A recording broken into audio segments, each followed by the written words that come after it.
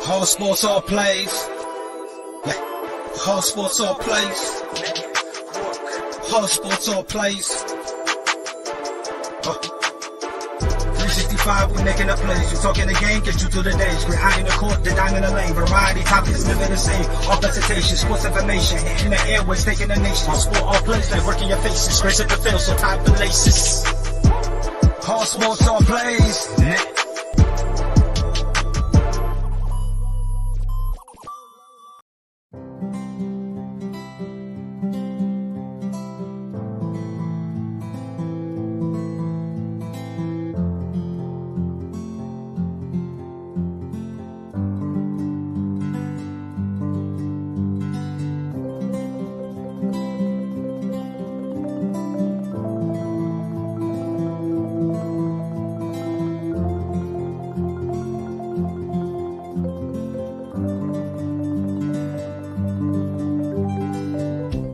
This is the Fox D Streaming Network.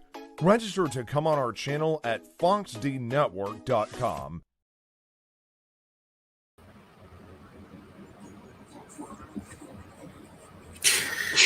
Ladies and gentlemen, boys and girls, what it do, as the children say in the streets. It is your boy Pride alongside that guy Alex. How you feeling today, bro? What's up, Mr. Prideful Takes? Shalom, shalom, ladies and gentlemen. This is the Celtics Cavs pregame as well as live game cast. It's good to be here. Good to talk some smack. Also good to finally be surrounded by a Celtic fan as opposed to my usual, which is being surrounded by Laker fans or my cat, as featured currently on screen. So tonight we got a good matchup, man. Other than the missing parts, as in Evan Mobley and Isaac Okoro due to COVID protocols, the Cavs are coming into Boston freaking hot. I mean, look, they're burning, and I've been saying this. The way this team is playing, look, this Cavs team, dangerous. You got to respect them. Obviously, you're getting contributions from basically damn near everyone, if we're going to be honest. You know what I mean? They definitely have been exceeding everyone's expectations. This is a tall task for the Celtics. Yes. 110%, because this is a young team. I mean, I know Kevin Love. You know, he just briskly walks on fast breaks. But outside of him, you do have some young legs that go back and forth, and they play fast. And what I kind of notice a lot about this Cavs team, and Alex, if I'm wrong, let me know, but where they usually make people get lost is that they're doing so many fast breaks, and they're pushing the tempo so fast that a lot of teams just really can't catch up because they just don't have the legs for it. So if the Cavs do something like this to the Celtics, it's going to be a rough stream for us. Look, the Celtics have been puttering, sputtering, nutter buttering for the entire portion of the season thus far. I mean, if you look at where the Cavs and the Celtics currently stand, both as a team as a whole and in the conference, it's night and day. We constantly said going into this year, the Cavs would still be a work in progress. We said the Celtics, albeit we're getting a new head coach, we saw what the Celtics were able to do prior to Brad Stevens' departure, and we figured that things would finally go on the uptick. Now what we're noticing, the Celtics are a 500 but currently below 500 level team. The Cleveland Cavaliers have looked phenomenal, 19-12, third in the Eastern Conference as a whole, and even more of a point of emphasis, they got not only good, but they got better once they lost Colin Sexton. Now their team is truly flowing. You're getting to see a guy like Darius Garland being arguably the second best point guard in the Eastern Conference currently and deserving of an all-star nod. You're getting to see a guy like Isaac Okoro flourish in the system. More touches for Evan Mobley. A healthy Kevin Love coming off the bench. This Cleveland Cavaliers team is doing everything against the odds. They are proving all of the fans wrong, all of the haters wrong. I would say I'm here for it, but because the Celtics are going to have to play them tonight, I am so not here for it, but here we are. And look, and I agree with you. Look, the Cleveland Cavaliers, they're on a 6-game win streak, 8-2 in their last 10, right? And if you look at their point differential, it's a plus 5.9, almost 6. So not only is this team, and on top of that, they're in terms of average points per game that they're point scoring of them, it's like 101.1 which, if we're going to be honest, we know about Golden State, right? And we're saying how great they are defensively.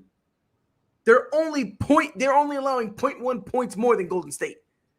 So not only like it's this weird, bizarre thing where the Cleveland Cavaliers, like I said, if you watch them, there are times where they're pushing the tempo. But let's be honest, man. If you put them in a half court set, they're comfortable there too. Which is why I've been saying JB Bickerstaff, I think he needs to be coach of the year. Slow down, my friend. Look, and I understand what you're saying, but let's be honest. If I were to ask you, Cleveland Cavaliers, top 4 seed, almost to Christmas, if I told you that in the preseason, what would you have said to me? I would have said, arguably, you are crazy or you are suffering from some type of mental delusion. Right? And here we are. They are. I'm giving JB some credit. That's just me. I mean, right now, I believe he should be the front runner for it. I am all for giving someone their flowers and acknowledging the work that they are putting in. But just because Bickerstaff is doing this work, and as much as it pains me to say it, for what a team like the Chicago Bulls and what the Golden State Warriors are doing in their own right, we can talk enough about Steve Kerr and how he's basically given an automated system and coming in, taking over from Mark Jackson. But that being said, look at what he's able to do in getting the most talent out of guys like Gary Payton II. Look at all the talent that they have on this roster for Golden State, and having the ability to gel it all without Klay Thompson being the top seed in the NBA is not something that we can take for granted anymore. This team is finally giving us the promise of returning to NBA dominance after an abysmal season with injuries, dealing with getting a number 2 overall pick, which might soon turn into a guy like Domantas Sabonis if Myers can work his magic once again.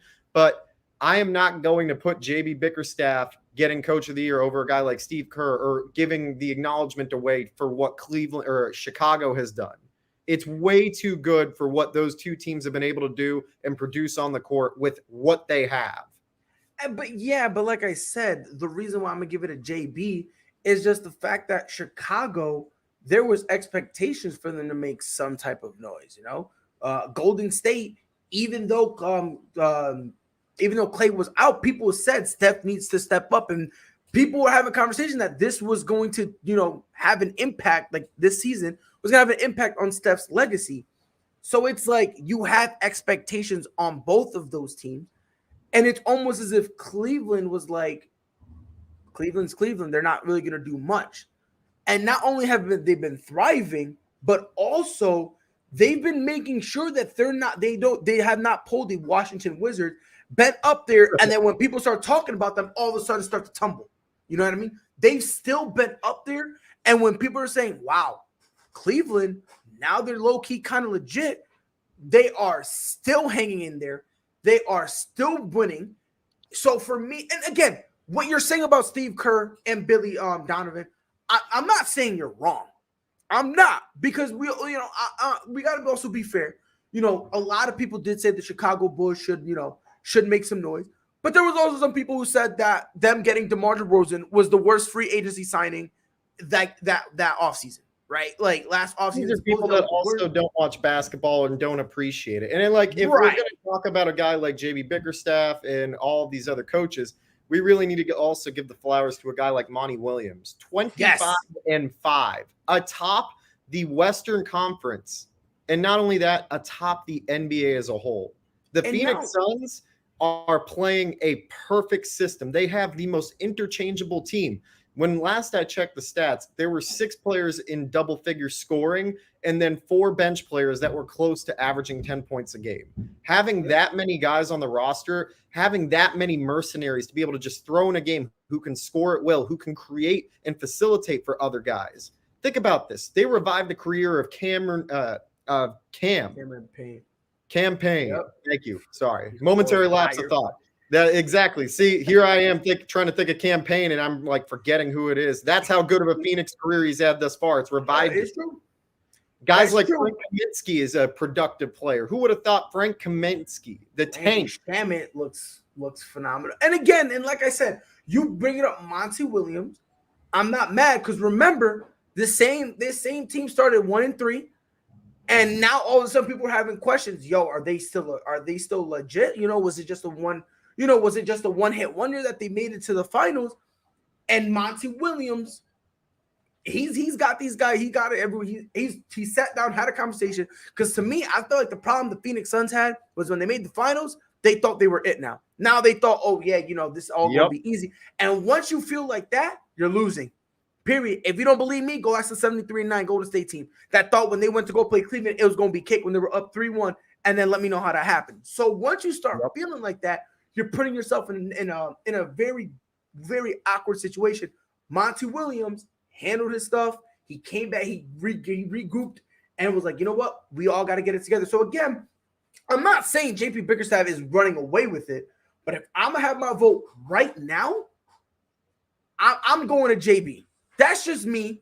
But like I said, this is not to say that he's the only right choice. Because you can make, again, another person who can get a vote. Taylor Jenkins from Memphis. They're a 4th seed without John Morant. Cavs winning by 40, calling it now.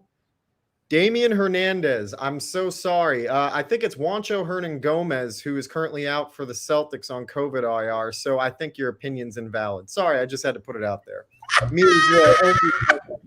Hold on. Did you say Bickerstaff is the coach of the year?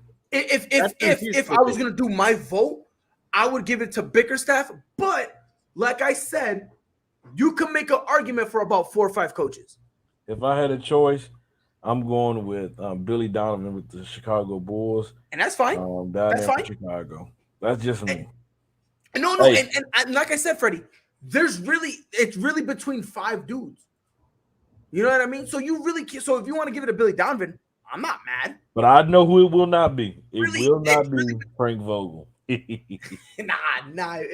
It won't be Frank Vogel. We'll see what happens. But again, look, but Alex, you're going like this, acting like I said it was JP Bickerstaff versus everyone. Well, because that's how you kind of phrase it. You want to phrase it. Is that really phrased like that? Yeah. I just said he's a front runner. You did. That's what I said. I said he's the front runner, but that doesn't mean I'm saying that he's lo and behold. Oh my God. If I say Steph Curry's the front runner for MVP, does that mean that he's blowing out Kevin Durant? No, it just means that right now he's the guy who should be the favorite to win. To be frank, as much as the argument is to be made for Steph currently, even though he broke a record and that also is going to push a lot of people in the public. Oh, it is. I'm giving it to KD. It's going to be KD. You have to. Right now. You have to, because on top of that, he's doing all that with the amount of minutes he's doing. Like, come on. And on top of that, have you seen that roster? Like, outside the big 3, Brooklyn Nets is bad. People want to talk about how LeBron James and the Lakers, and I know that this is a Celtics pregame talk, so I'm trying to eliminate my bias here, but we want to talk about how LeBron James has all of these pieces or is having to carry the team all by himself. Look at what Kevin Durant is doing in Brooklyn for this team. No Kyrie Irving. You're having the equivalent to a revolving door at a hotel for players on your roster. You don't have any continuity. And look at what he's done. This team is still currently atop the East at 21-9. And on top of that, while you're saying that, I mean, and look, I'll be honest. I do believe LeBron James is carrying the Lakers. I do, right? I'm going to be honest. I do. But a lot of people are acting like LeBron James is the only one who's doing that in the league. And I'm like, look, if we're going to be honest, Kevin Durant's playing what? 38, 39. There's a couple games he played 40-plus minutes. Giving you an efficient 35 to 40.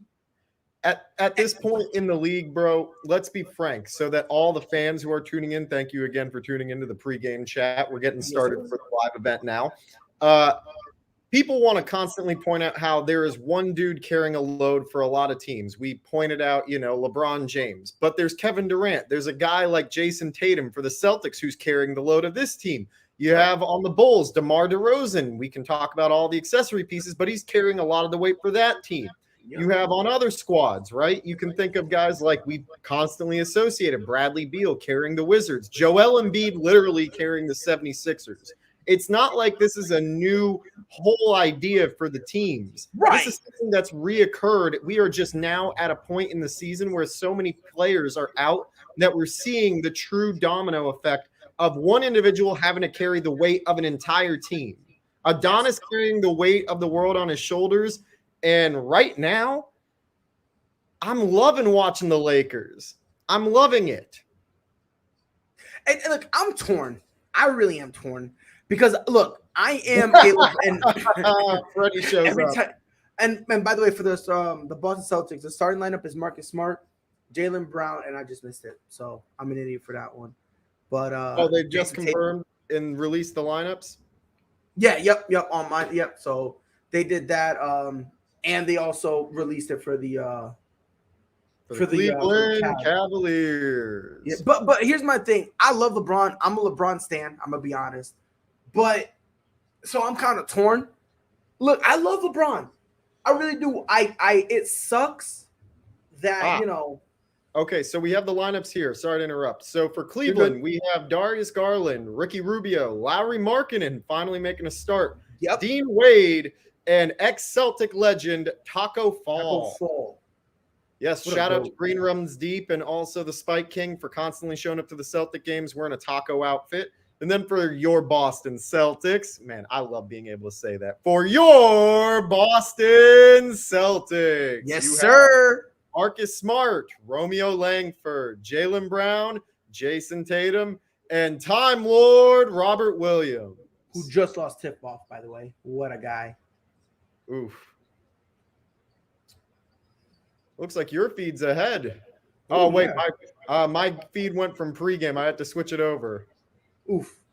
That's right now. Laurie Markkanen found the block. Looks like Langford's on him. Up mid-ranger. Misses real bad. Time with the rebound. Gives it a Smart. Right now, I need to get Jaylen Brown for the 3. Cash. Let's go. Our first and only lead of the night. Let's go. Oh, come on, baby. Let's load. All right, there we go. Yeah. Now, look, for me, when it comes to what the Celtics need to do, first and foremost, you need to limit fast breaks opportunities because this is a team that will go for it. I think that was Garland with a nice little floater. They're going to need to limit it 100% because if once you start turning this into a little back and forth fast break match, it's going to be real tough, especially considering that we like half court. We kind of like that half court thing where, Jason Tatum and Jaylen Brown can kind of be ISO'd. So, oh, my feed is behind you now. I'm at 10:42 still. See, the problem that I've had with this Celtics squad all year is that the expectation has not met the reality on the court. And it leads into what we were going to first discuss, which was Ime Udoka. Ime has had a rough first start to his NBA coaching career. The Celtics are 15-16, currently 9th in the Eastern Conference. And he came into the system, and I think most Celtics fans would agree, he thought, and Celtics fans thought, that he would inherit what the working system of Brad Stevens had. All he needed to do was get players back, get them healthy, and we'd be able to hit the ground running. But we've seen a lot of both offensive and defensive inefficiencies. There are moments like in multiple third quarters across the season where we've seen the Celtics sputter to score and have an inability. They settle for the jumpers or the three-point shot too much and get away too much from what they do best, having the ability to space the floor and slash to the basket, which is why I want to see guys like Brown take advantage of the slashing ability, taking advantage of the off-ball play, being able to go to the basket, and then ultimately, if he's able to kick out, he creates another open three-point shot for someone else. Right. Celtics right now are up 6-2. It's going to be – this is the funniest jump ball I've ever seen. Maryland versus Taco Fall. I just saw that. Yeah, this is funny. But, I mean, look, to your point, it's like every single time we have the opportunity, we just mess it up. Every time. And like you said, and look, the problem we have, and please, Alex, if I'm wrong, let me know, right? But I feel like the problem we have is our two best players do the same thing. Yes. And they both lack something very critical, and that's passing. When Jason Tatum gets cold, He keeps shooting through it. Now, I don't mind that, but eventually when you have to say, all right, I need to stop, him and Jaylen Brown as well, they struggle getting everyone else involved. So I feel like if just one of them, Jaylen Brown with the mid-ranger, if just one of them, just one, could be solid at passing, I feel like this offense would open up so much more. We're seeing that we're seeing Jason take a lot of the offensive load and being able to also distribute, especially when Brown goes out. And it's funny because we talked about how Portland has a similar issue where they have basically two of the same guys that do the same things, right? But together they don't equate to a team that can get them over the hump, which leads a lot of Celtics fans and a lot of the NBA to discuss whether or not it's worth trading one of the two pieces to gain and acquire something to take that next step. And most likely, given where the money lies, it'll probably be Jaylen Brown to get traded. He's on the better deal for most teams, as well as he has a higher capacity in terms of garnering pieces back without really taking away from what the Celtics are trying to build.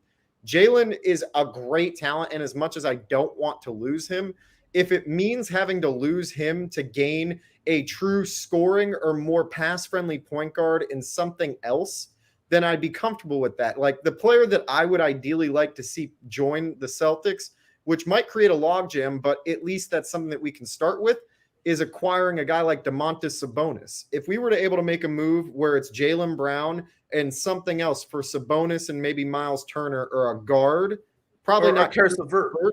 See, probably not Caris LeVert, considering he does a lot of what Jaylen does, and he needs the ball to be highly efficient. And what we're looking for is people who don't necessarily need the ball to be efficient, a lot more of off-ball action. Imagine defensively. You know what I mean? Defensively, he's solid, but that would then take away minutes from a guy like Marcus Smart, who's truly the guy you want on the floor almost at all times as a defensive stopper, as a guy who can occasionally hit a couple of threes and maybe not give you a headache.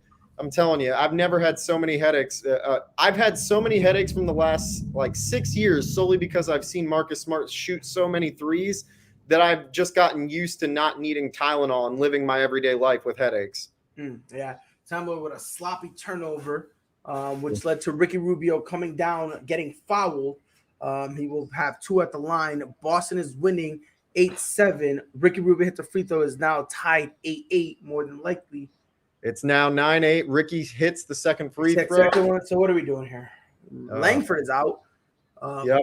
So we have Smart, Tatum, Time Lord, Aaron Nesmith, and Jaylen Brown on the floor.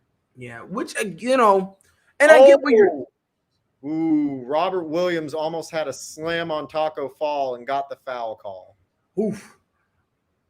Hold on. Big boy moves to everyone that's tuning in right now. Thank you again. This is the ASAP Sports Network. And right now, Mr. Himes, the Time Lord slammed crew neck that he's currently rocking. Hold on. No, show that up one more time. To all the fans tuning in, here is Time Lord slamming on Anthony Davis. Yes, this is made by yours truly, blurred out, black and white. King Time Lord with the slam. Go ahead, Freddie. Let us know why that's messed up. Go ahead, Freddie. I just had to show my face. That's all. Oh, okay. Time Lord hits the first. He just made the same face that AD made when that slam went down. Same face AD makes every time he's injured. Time Lord hits the first free throw. I know, low blow. I'm so sorry. Look, defensively, 1 for 2 for Time Lord, but defensively, what really worries me about this team, right? They have always been an emotional team, and what I mean by emotional is they play with energy and emotion, and it's like when they play their best defense when they're on a hot streak, right? It's really more. Jaylen Brown with the short corner 3 from Marcus Smart before the shot clock ends. Let's go. The Celtics lead 12-9. Let's go. But, the way I'm looking at it, man, it's tough because I'm seeing it right now. Butter. But when it comes to the defense, what really concerns me is the fact that when they get their heads down, their heads stay down. And I feel like that's where Ime kind of, I don't want to say he loses them, but I feel like that's an issue because that's, as a coach, you should be able to go to them and grabbed them and said, "Hey, come on, let's get it together. We got to get." Yes. And I will give him this credit. I will give him credit in terms of this. He tries. He tries more than Brad Stevens did. But maybe it's just me being a fan. I don't think it's enough. I think that it's not. I think that it's not necessarily that. I think that he's still starting to find his groove and really set his tone in Boston. Think about it. We went from two different coaches with completely different attitudes. We had Doc Rivers, who was a very emotional coach that set the standard of Ubuntu. Then you go to Brad Stevens, who basically is like a garden gnome, shows no emotion, stays stoic like a gargoyle, but he's efficient and he's calculated. Now Ime seems to be a blend of that, someone who is calculated and someone who is also emotionally invested. We saw him get a technical for calling a foul call bullshit to the referee the other day. Right. That's something that I want to see more of. Having him get involved, and I remember him preseason saying something that stuck out. He never wants the guys to complain to the ref. It's my job to get the technicals and to complain to the ref. Let me do that. That's my job. When he said that, that sends a great message to the locker room, because usually they're like, don't worry about it, let it go. He's giving you the notion is like, I'm not telling you how to let it go. I'm telling you how to put that on me, because I want to protect you guys. I will fight for you. So instead of you guys getting ejected, we have a solid a coaching staff on the bench. So if I get ejected, it is what it is. We'll be fine. Yeah. I would rather get ejected than Jason Tatum getting ejected, rather than Jaylen Brown. Even Marcus Smart, who is a very phenomenal spark plug. I love him coming off the bench because he's like that spark plug. I would rather be ejected rather than you guys, because if I'm gone, in terms of on the court, you guys still have the chance to win. So. Yes, the heart and soul of the team is still on the court while the coaching presence is still felt because of what you've done. Exactly. The Celtics really, to me, the biggest problem for them defensively, watching their games, it doesn't seem like they have a problem with pick and roll defense. It's nothing about pick and roll. It's specifically the pick and pop and also defending the wings. They give up a lot of points to guys who are shooting from the wing, or a lot of wing players in general. And then they happen to have those games where a big man will go off and they're able to contain them because of a guy like Williams, Robert Williams in particular, or Al Horford. The Celtics have a lot of holes that they need to fill. And now we've made it to the first media timeout. The Celtics are up 12-10, 7 minutes left in the first quarter. Oof. Yep. Which, I will say this again, maybe it's me nitpicking. I feel like we're settling for a couple threes I didn't like. I think it was Jason Tatum's first three. I didn't like that one at all because it didn't really look right. It still was kind of contested. We still had plenty of time on the shot clock, so you could have swung it to try to get someone else to look. And I love Jason Tatum. I really do. But like I said, and to touch on something you said earlier, because you said about, trading one of them, and you said it probably will be Jaylen Brown, because obviously the money makes sense. And in terms of that, most teams rather just want that shooter dude, so which kind of makes it a little easier for Jaylen Brown. The thing is, don't you think they're still both young enough where you can at least have one of them be a relatively decent passer? Or do you think at this point we're past that stage? I don't think it's necessarily about being a better passer. That requires changing someone's game. And if these guys are set the way they are, look, they've found their niche in the NBA. They have found their way into the league, and they have set themselves up and gotten the money for the playing style that they currently have. A guy like Jaylen Brown is a great player, someone I want on my team through and through. But we've seen it too many times with the Portland Trailblazers, who have been unwilling to move from CJ McCollum for whatever reason. We've said it for years that they need to make a change. The Celtics at some point have to reassess and figure out whether or not this is a team that they are going to run with, whether or not Jaylen and Jason are going to be able to work together. No matter how much we can talk about how their on-court relationship is fantastic and their off-court relationship is fantastic, it means diddly squat if it's not adding up in the win column in the postseason. That's why this this is truly the time to reassess. And I find it to be most perplexing because Brad Stevens comes in for his first year as a GM, having to face whether or not he has to trade a guy like Jaylen Brown. And if he does, that's going to be the first thing that defines his career. This season is a career-defining year for a guy like Brad Stevens because he may have gotten the big bucks and also was able to get Danny Ainge to leave the seat, which ultimately is a good thing for the Celtics. It doesn't change the fact that if nothing comes from this team in the first 2 seasons of Brad being a GM, they're going to have to make moves. And it does not matter how much Jason would love to play with Bradley Beal. All you're doing at that point is trading for an older version who's more scoring oriented and a worse defender than Jaylen Brown with more money on the floor. If I was about to say, if you do that, you're taking a step backwards. You're taking a step backwards. Jaylen sets up Robert Williams for the alley-oop lay-in. He's looking good so far. Celtics lead 14-10.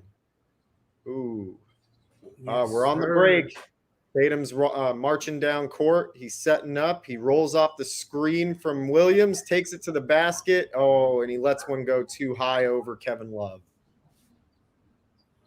Oof. Look, so far, I'm liking how the Celtics are playing relatively. Like I said, there's a couple shots I disagree with. But again, that's probably just me nitpicking.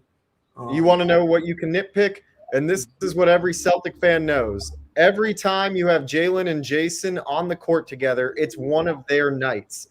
Jaylen Brown, 8 of the Celtics' 14 points. Make that 10 of the Celtics' 16 points. This is a Jaylen Brown scoring night. He's 4 of 5 currently. The Celtics lead 16-12. And that's the thing about Jaylen Brown. This dude is a bucket. Go ahead, Freddie. Hey, you guys said you guys need a player that can get the ball, to pass the ball, to facilitate the others. No. There's a player in LA by the name Russ. We'll give him to you. Yeah, we already took the old Laker point guard who's actually proven to be better than the current Laker point guard, so we'll stick with Dennis. Yeah. On the break, Garland kicks back out to Cedi Osman, who hits a 3. And this is a man that I still don't know how he has a place in the NBA, but Cedi Osman consistently proven me wrong. You don't like Cedi? I've never been a Cedi Osman fan. Wow. I think he's solid. I like him. I think on a championship team, I think he can contribute. I'll give you a reason why you like Cedi Osman. Because I'm a loser? No, because he looks like the type of player who'd play for the Celtics.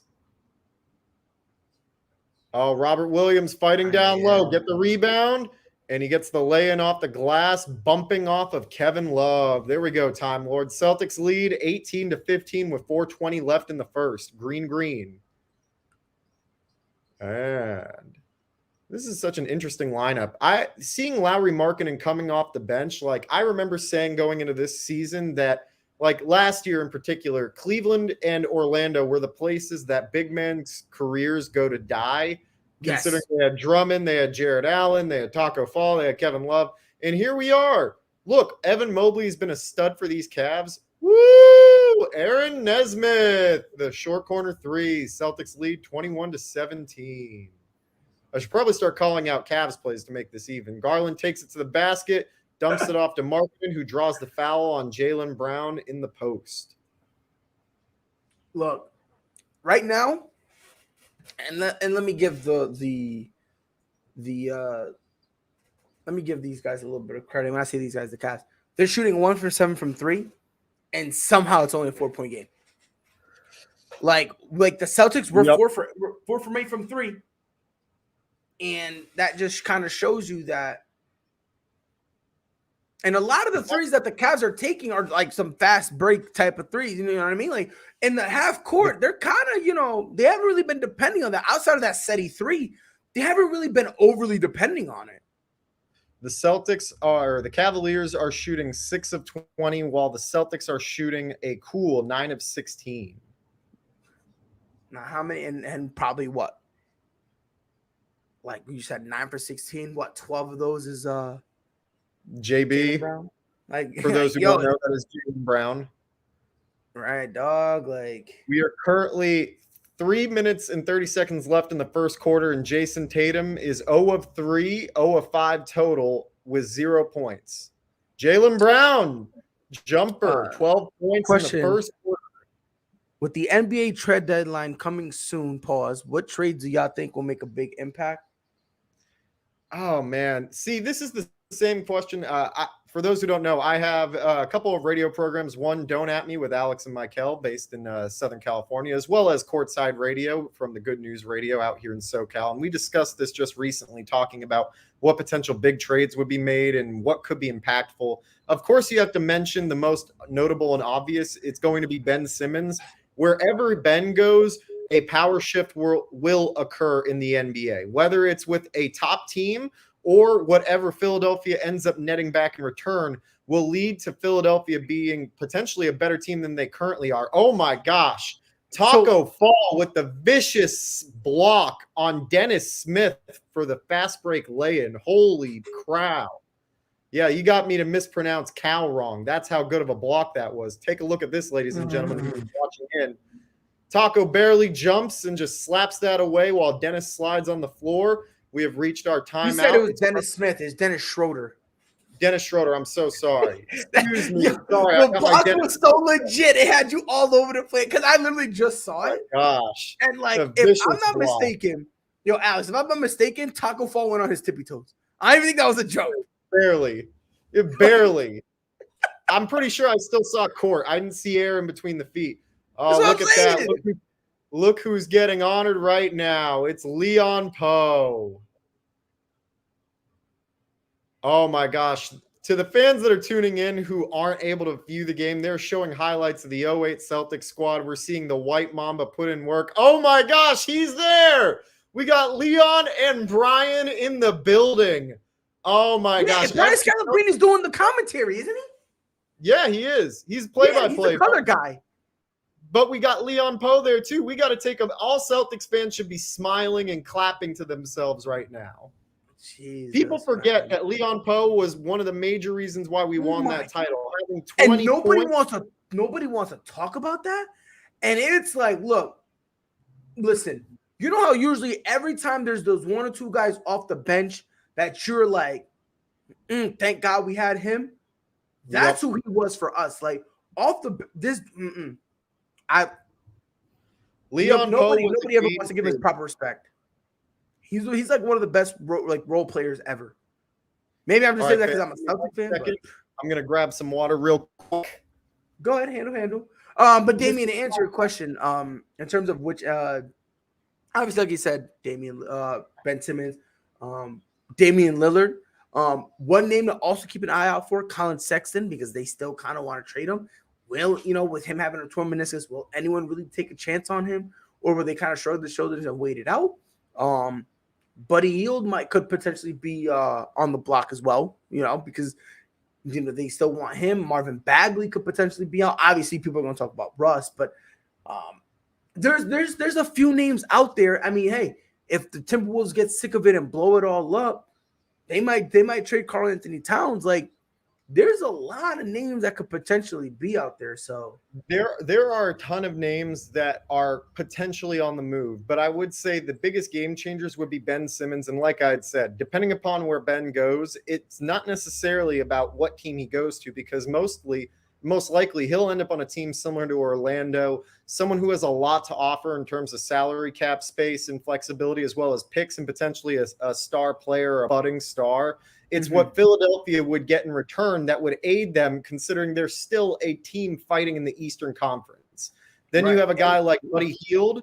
Buddy Hield could get moved, and wherever he ends up getting moved, we've already talked about him being associated with the Lakers. That could be a game changer for whatever team he goes to. But I think like the big names to really focus on would be Domantas Sabonis of the Indiana Pacers, because wherever he ends up going, he will be a baller, a triple-double waiting to happen, and a problem every team.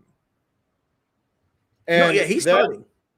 Ben Simmons, of course, you have to make that of light. You can throw the Damian Lillard out there if you want to be another version of the skeptics that consider him being on the move literally every season, every which way.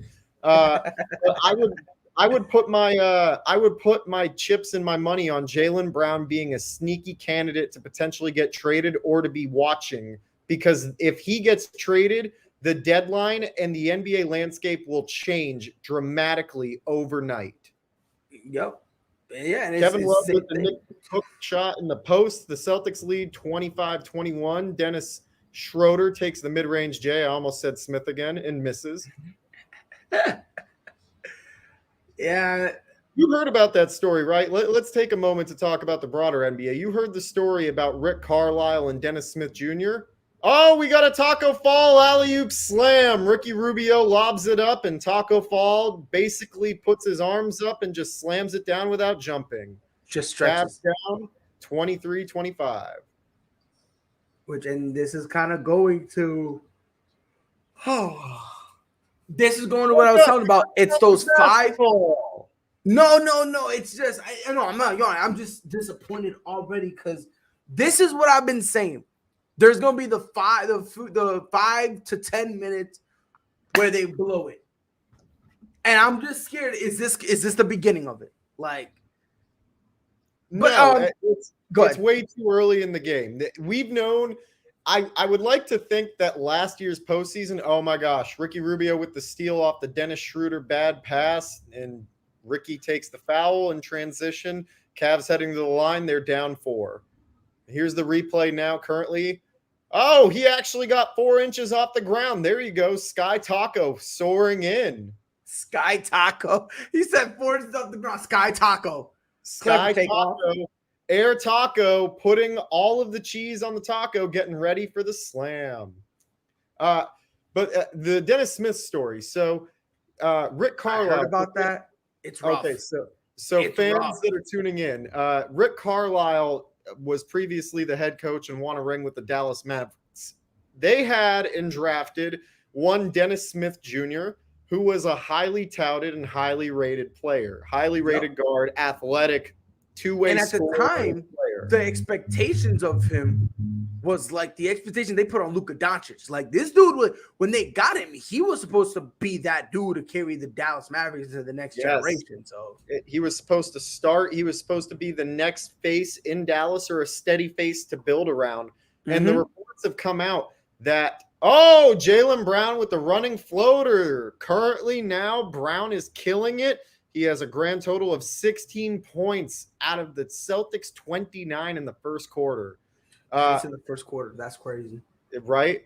So Dennis Smith and the exchange between him and Rick Carlisle is the reports are that Carlisle made Smith's life a living hell in Dallas, trying to prevent him from getting the maximized talent that he can produce and put out on the court, and causing him to lose a love of basketball to a degree. And thankfully, Dennis was able to escape. It may have not worked out in New York, but now we're finally hearing the real story. And it's funny how it all came at the end or the tail end of Rick Carlisle's career in Dallas, which should tell you a lot in that we might not know a lot of what was going on behind the scenes, because Carlisle may have not just been let go or quit. Could have been a lot more. So what are your thoughts? And there have been rumors that him and Luka Doncic haven't seen eye to eye. So it could be a potential that Mark Cuban and the Mavs organization was like, yeah, we're not doing that bad pet. Why would you think? All right, I'm not gonna kid myself an aneurysm. You see Pritchard kind of cutting away and you still throw it. Celtics lead 29-26, 35 seconds left in the first, and it is your Celtics basketball. God, I love it. But who's okay? So, all right. So Kevin Love is getting out. Ennis kicks out. Aaron lets it off and drops it to Dennis. Dennis is standing at the top of the key, and he's taking it to the basket, drops it back to Ennis Freedom, who doesn't know what to do with the basketball, and somehow gets the turnaround hook shot to bounce in. You got to love the commentating. Celtics lead 31-26 with 10 seconds remaining. Ricky Rubio walking up court. He swings it over to Wade, who tries for the turnaround jumper over Ennis Freedom and misses. Taco Fall going for the basketball and doesn't get the shot to fall before the buzzer ends. The first quarter ends. The The Celtics lead 31-26. Woo! 16 points from Jaylen Brown, the man that we've been talking about all day, and it breaks my heart because this is a player that I was so high on once the Celtics drafted him out of Cal. And I thought that he was going to be a great pairing for Tatum, but once we saw rookie Jason Tatum take over the way he did, bringing us within about 10 minutes of an NBA Finals berth on the backs of a rookie, it made me think to myself, Jaylen Brown's days are numbered. Oh, yeah. Well, yeah. And again, listen, Jaylen Brown could be the number one guy on any team, and they'd be successful. That's how talented he is. It's just, unfortunately, Jason Tatum is just better. I think, okay, hear me out on this. I think that Jaylen Brown, and I might sound like a heretic for this, I think Jaylen Brown is the better all-around offensive player in terms of consistency, but I think Tatum has the ability to knock down tougher shots, has the ability to stay more consistently hot, and also facilitate the ball more. So he's a better, well-rounded player, but I do happen to think that Brown's ability to slash to the basket, use his body against bigs, as well as knocking down tough jump shots, hitting the mid-range and spreading the floor with his three-point shooting capability, I think honestly that Brown does have an advantage as a better offensive, consistent player, but Tatum is just an all-around better player and a tougher shot maker. Shalom! Shalom, child. Happy holidays. Happy holidays from the A-Shot Network Sportscast. She just ran. But if I understand you correctly, and if I'm wrong, let me know. You like Brown better in terms of the consistency and the way that he's just a more consistent 3-level scorer. Yes. But you like the fact that Jason Tatum hits those shots that should not be falling and can go and is more likely to go nuclear.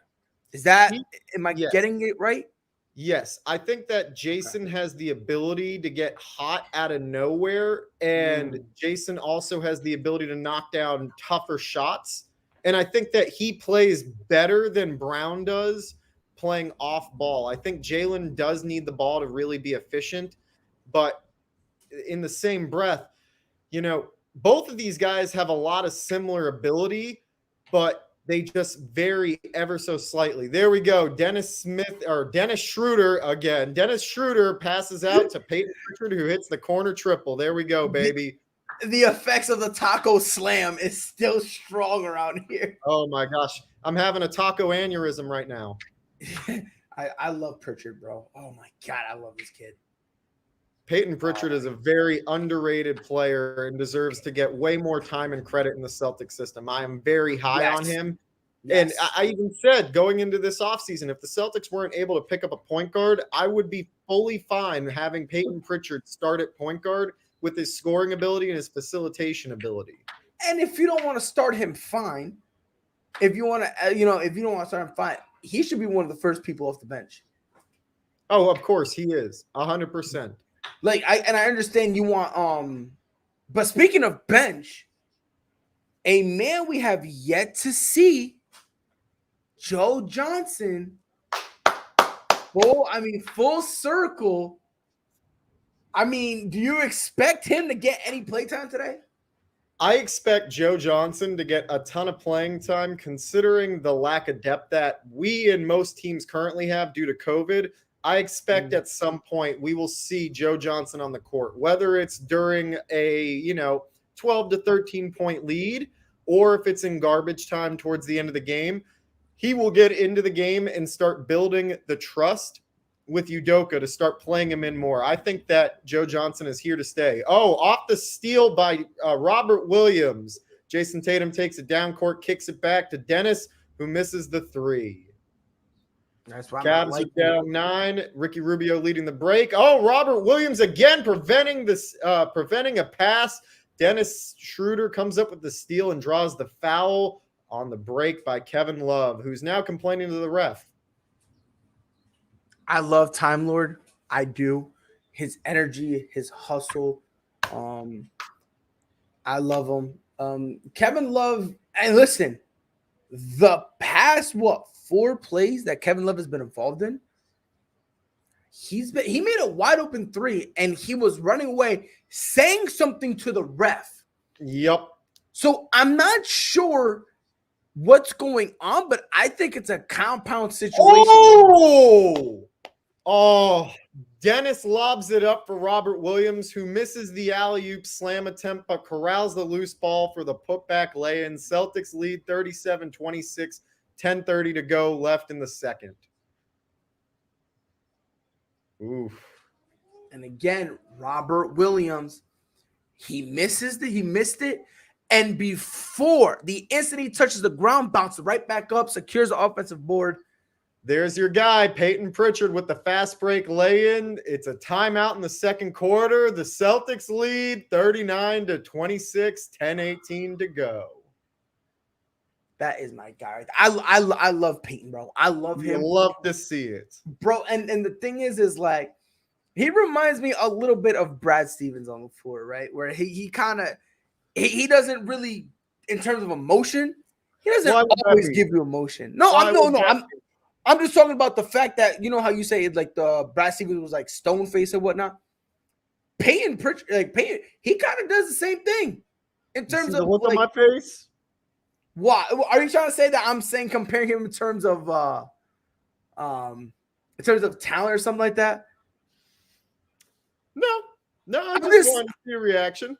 Oh, no, because I was about to say I can't be that. Oh, because like, look, Peyton, he's not like, I don't want to say he's not a spark plug, but he's a different kind of spark plug. Like Marcus Smart, he's a spark plug with energy. Peyton Pritchard, he's like, hey, yo, y'all need a clutch layup. I beat it, and everyone else is like so hype, and you just see him like. I want to take a moment to speak on behalf of Celtics Nation. Tell me if you agree with me by the end of this. Mm-hmm. For as much smack as we talk about Marcus Smart, this guy is 5th or 6th still or currently on the Celtics all-time three-point mades list. This guy is the defensive heart of the Boston Celtics. I love him to death off the court. I love him on the court, especially when he's hitting shots. I hate him when he's missing shots. But Marcus, if you ever see this, just know all of Celtics Nation loves you and appreciates all that you do on the court. You just managed to piss us off so often with the three-point shot. That's all it is. And the thing is the reason you piss us off is because we expect more from you. Like we're getting mad at you because there are times where you're shooting a contested 3. And look, if you're shooting a wide open 3 that you get, like, you know, they're swinging the ball and you're shooting a wide open short corner 3, or just top of the key and you're wide open, that's fine. Don't shoot the ball when you're getting double coverage, bro. Why are you ignoring someone in the corner when they're wide open, or even in the paint? There have been times where Time Lord is by himself in the paint and Marcus Smart just still throws it up. So it's like, and you're right, we love you, we do, but Marcus Smart, you're better than that, bro. You're smarter than that. All right. So from a Celtic fan to a Celtic fan, since we're covering a Celtics game, I want to ask you, what's one shot missed by the Celtics that broke your heart? Like all there time? has to be one shot. All time? Anytime that you remember that you physically watched and saw it happen.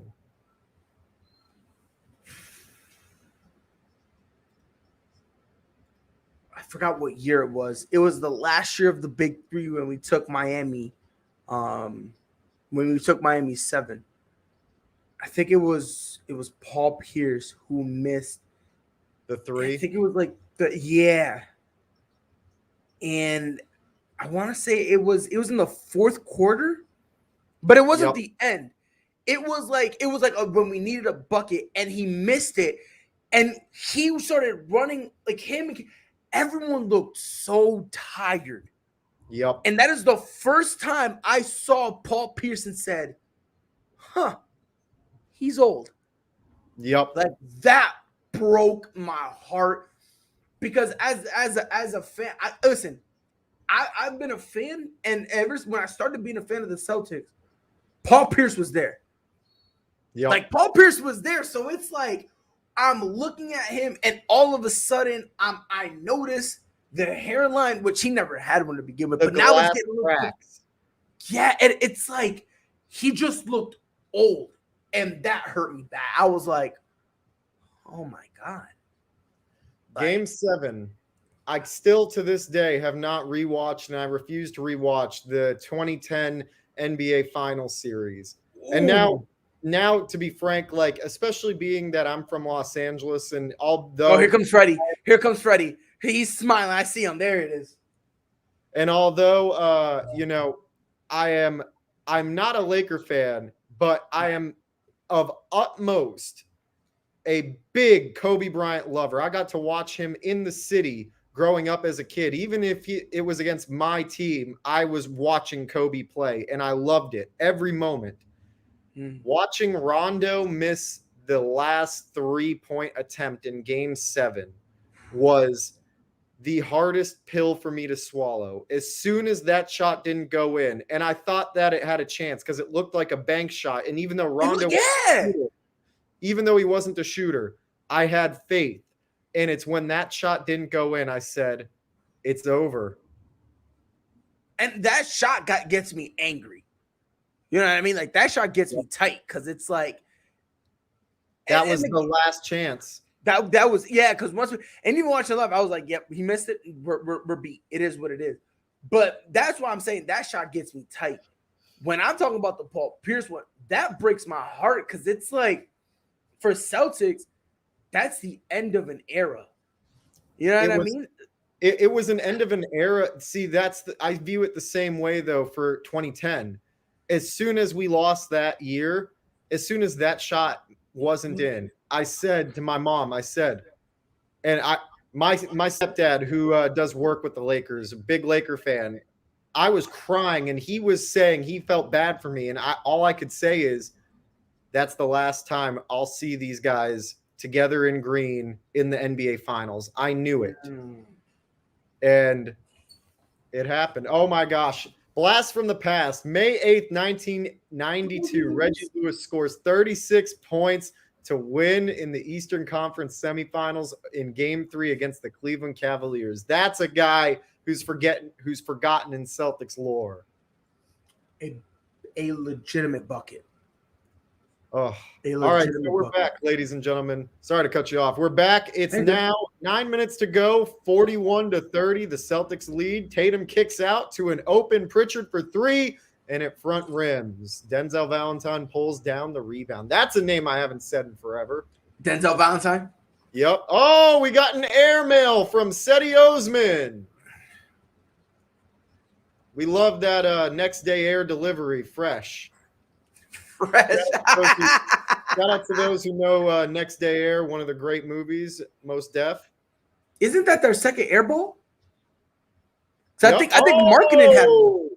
Rubio finds Denzel in the corner for the short corner 3. Cavs trail 41-33, 8.5 to go in the second.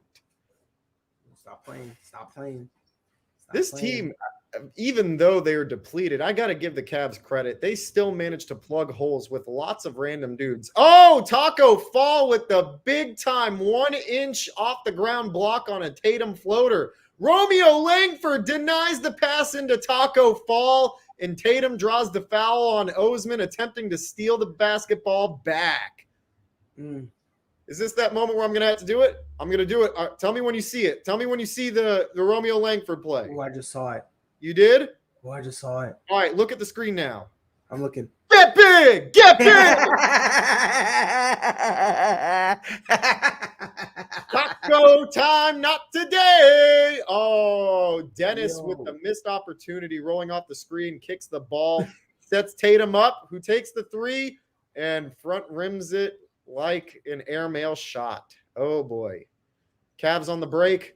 Garland takes it to the basket. Oh, Dennis strips him, but he gets called for the reach-in foul. Where's Ime Udoka with the bullshit call played right now? I need that. Oh, Oh my god. You're killing me, guys. You killed me all this season. This is what I'm saying. And That's what I've been saying, bro. And it's a collective 5 to 10 minutes. It's like a 1 minute stretch here. It's a 2-minute stretch there. That's what they've been doing, bro. Currently, the Cavs are on a 9-0 run in the last 2 minutes and 15 seconds. All right, Tatum playing iso ball, rolls off the Robert Williams screen and hits the open mid-range J. Celtics lead 43-35, 7:17 left in the second. So let me tell you, that is Tatum's first points of the night. Yes. If I'm Jason Tatum, it's tough, but I'm working that mid-range for a little bit. Oh, yeah. Especially against the team whose most of the lineup is actually short enough for Tatum to have the advantage, especially on screens and mismatches. Right. Like, I'm not, you know what I mean? Like, Taco Fall, he already blocked one of your shots.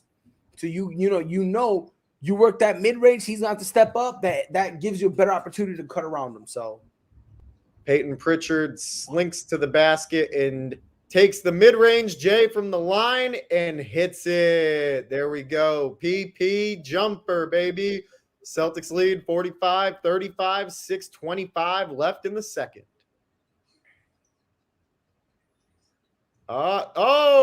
Steady. They called that a foul on Dennis? I'm about to see it right now. What type of hooey-fooey nonsense BS is that?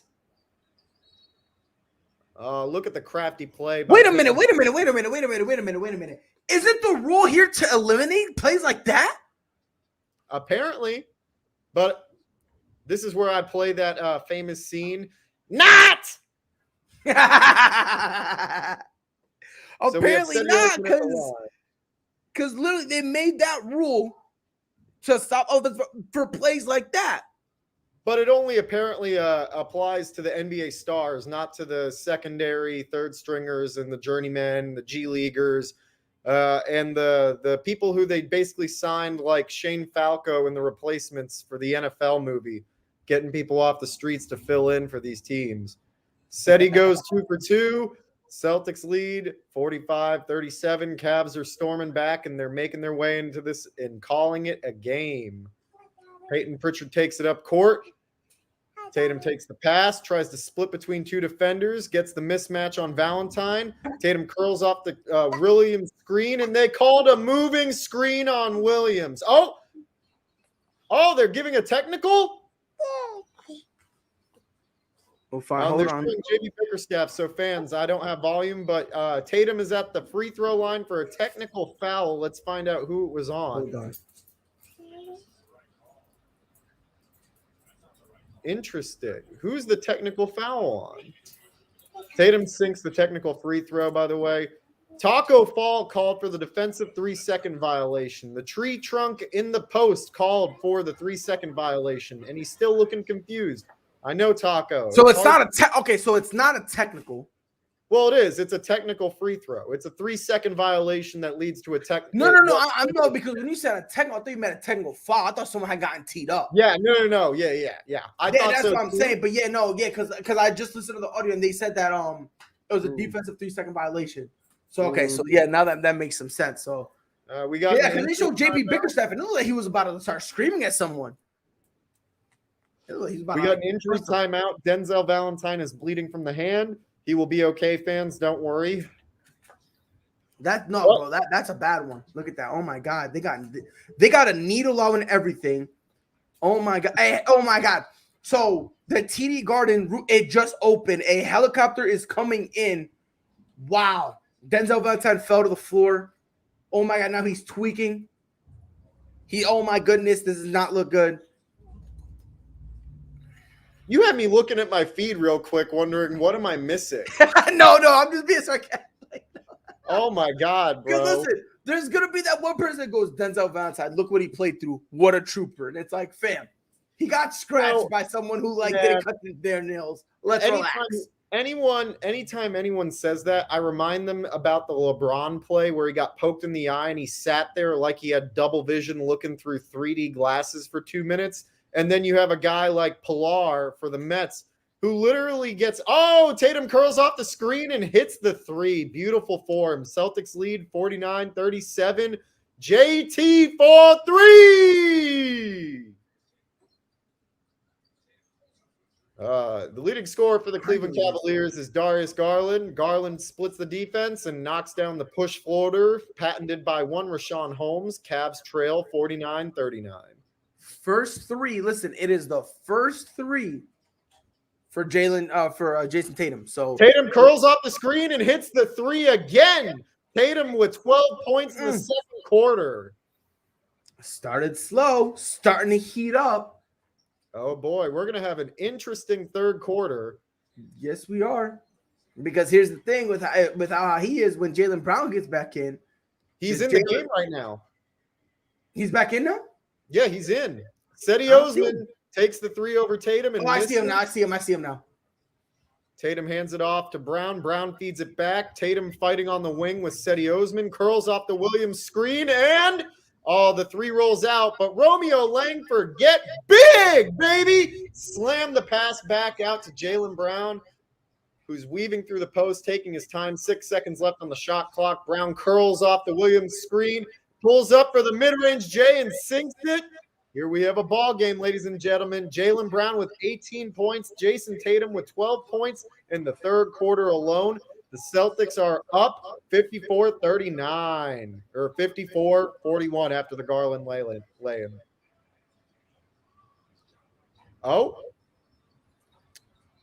It's so odd, man. I'm looking at some of these teams. I wish that the Celtics had made a play. Like, don't get me wrong, I love Robert Williams, but I would have loved to see the Celtics make a play for a guy like Jared Allen. Bro, I wanted Jared Allen so bad. God, I would love to see that afro in green coming in to slam it down. But that does not mean I have anything against Braids throwing down an alley-oop slam like a goddamn monster over Anthony Davis. Oh, my God. Robert Williams jumper over Taco Fall. Oh, it's no good. That is what? 3 almost bangers Robert Williams had? Taco Fall fighting against Robert Williams in the post and is looking like he doesn't know how to play basketball. Draws the foul on Jaylen Brown after missing a horrible layup. Come on, Taco. You might not be a Celtic, but even Ennis Freedom could have hit that shot, and he's not an offensive prowess player. Taco Fall is so slow. Taco Fall sometimes makes me think of a third grader who's just 7 feet tall trying to play AAU basketball. Nothing whatsoever. Nothing whatsoever. I'm not laughing because Taco Fall's my boy. That's my boy. I'm defending Taco Fall. I said he was good. I did say he looked slow. You're making jokes on Taco Fall. That's my boy right there. I wish he never left. That's my boy. I'm gonna be a TO. That's my center. Damian Hernandez in the chat, non-NBA news, but the coroner's report is finally back. Vincent Jackson, former NFL player, died from chronic alcohol abuse. R.I.P. Vincent Jackson. It's Yep, it's a shame, yeah. It was a shame, man, and it's crazy because it's one of those situations where no one really knew, and by the time people started finding out, it was too late. I will say the one thing that I am grateful for about this new generation, and generation being the kids, my sister is a teacher for kids with special needs, but a teacher nonetheless. And what she's noticed is that kids are really not interested in getting drunk or drinking alcohol, and they think that drinking and driving isn't cool. Whereas like 20, 25 years ago, our generation, you had kids doing that recklessly, getting caught and dying. We had a child from my high school who was in my sister's grade, actually, pass away. Do you remember years ago the Prison Break actor that got into a car accident and killed a couple of high school students? Yeah, that kind of sounds familiar a little bit. Those were students from my high school, and they were in my sister's grade, people that they knew. And they were getting alcohol to go to a house party. He tried to impress them, and he sped and hit a tree over here in Beverly Hills. And I'm just thankful for that. The new generation is starting to look at alcohol as something, as a treat, not something to use and abuse. And my prayers are out there for Vincent Jackson's family. I hope that you find some solace in this time. I'm so sorry for your loss. Yeah, 100%. Most of his tenure when he was with the Buccaneers, nothing. You know what I mean? No one really said anything about him, having any issues. If I'm not mistaken, he did have a couple issues early in his career. I think he was on the Chargers. Yep, if I'm wrong, he was, right? I just want to make sure, because if I'm wrong, he was 83 on the Chargers, if I remember. And if I'm not mistaken, I think. Oh, and I was about to ask that too. I swear they found the CTE diagnosis too. So, oh man, it's that whole situation. Not a good situation. Well, we at the ASAP Sports Network and me at the TGN Radio and from Don't At Me send our deepest condolences to the Jackson family, and so does Big Pride over here. Yeah, I just hope he's him and his family. He now that he's passed away, hopefully the torment, he's okay, and hopefully his family can get over it. Off the Tatum steal, he takes it down court with the nice assist and find to Ennis Freedom, who throws down the Statue of Liberty hammer. Give it to him, Ennis. Tell him let freedom ring. Celtics lead 56-43 with 2:40 left in the second. Oh, man. Me, oh, my. That was a good one. That was a banger. The hammer. Oh, look at this sick dish with the quick let off. Oh, my God. Yeah, just stare at him, Ennis. Raise the roof. There we go, baby. Get the hammer. Oh! Robert Williams trying to get his footing off the bench to get up and celebrate the slam. You saw him try and grab the ground and slip his feet on the sideline. Beautiful. You'll love to see it. And look at Pride sipping the coffee, getting into the game. I'm scared, bro. I'm scared. Because every single time the Celtics do this, I get excited. And then something happens. Oh, well, the NBA StatCast feed is currently ahead of both of our feeds, and it looks like good things are coming. I hope so. Jaylen Brown. Wow. Jaylen Brown, 7 of 9, 20 points. 20 of the Celtics, 58 points. Jeez. All right, Ricky Rubio on the wing, trying to find and create some separation from Marcus Smart. Oh, Smart slaps the pass, and Ennis gets the steal. Smart's running up court, 2 minutes left in the second. Splits the defense. Smart kicks out back to Dennis. Dennis swings it over to Jaylen, who starts weaving into the post. Kicks back out to Tatum to reset. Tatum's got the mismatch on Markkanen. Oh, with the behind-the-back dribble with 5 seconds left, Tatum knocks down the step-back jumper over Lowry Markkanen. Celtics lead 60-43. Oh, my Woo! God. I'm about to watch that step back right now. Filthy, baby, filthy. Ricky Rubio. Just so seamless. Oh, my God. Rubio gets blocked by Ennis in the post. Kevin Love with the putback and the foul on Jaylen Brown with 1:34 left in the second. Cavs are down 15. Here's the replay. Look at this. This is what I mean by tough shot maker and creator. Look at that. Yes. Beautiful. And listen, had 0. He's got a total of, 11 points now? He had 0 in the first quarter. Yep. Every single one of his points came in the second quarter. God. Kevin Love at the line to shoot one, and it rattles in. Cavs down 14. Your scoring leaders currently are Jaylen Brown with 20 points for the Boston Celtics and 11 points from that cold man, Darius Garland from the Cleveland Romero Langford is leading us in rebounding with 6. Oh, and Dennis Schroeder is leading us in assists with 4. So Dennis on the wing right now, biding his time. Ooh, who is that? Dean Wade slaps the ball out of bounds. It's Celtics ball with 1:11 remaining.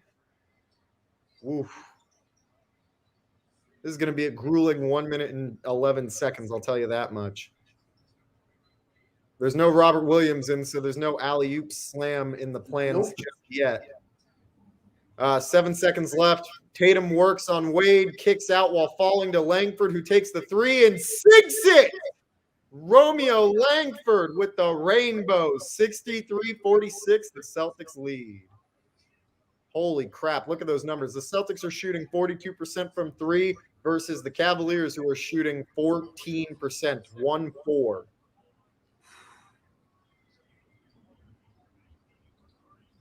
Garland tries to work on it. Is getting double teamed, who kicks over to Markkanen. Markkanen's three is blocked by Jason Tatum. Schroeder runs on the break. Marcus Smart with the step-in three, which was a terrible shot and misses, of course. But Romeo Langford corrals the rebound. 9 seconds left on the shot clock. 20 seconds remaining. Tatum with the ball, trying to work on Ricky Rubio. He weaves through. He pops out to Langford for the corner three, and no good. Garland in transition gets the bank shot to fall with 7.8 remaining. Celtics lead 63-48. Cavs trail by 15. We got 4 seconds remaining. Dennis Smith walking up court slowly, and the lay-in is no good. All air. Celtics lead at the end of the second, going into the half, 63-48. Woo! Got some good basketball going on right now. I was scared. I'm not going to lie to you. I was scared. I think how many times now on my counter? That is the 16th time in an hour and 16 minutes, no doubt, that you have said you are scared. Yes. And again, this is just, and you understand what I mean by this. You understand. This is just the day in the life of a Celtics fan this year. That's just a day in the life of a Celtics fan this year.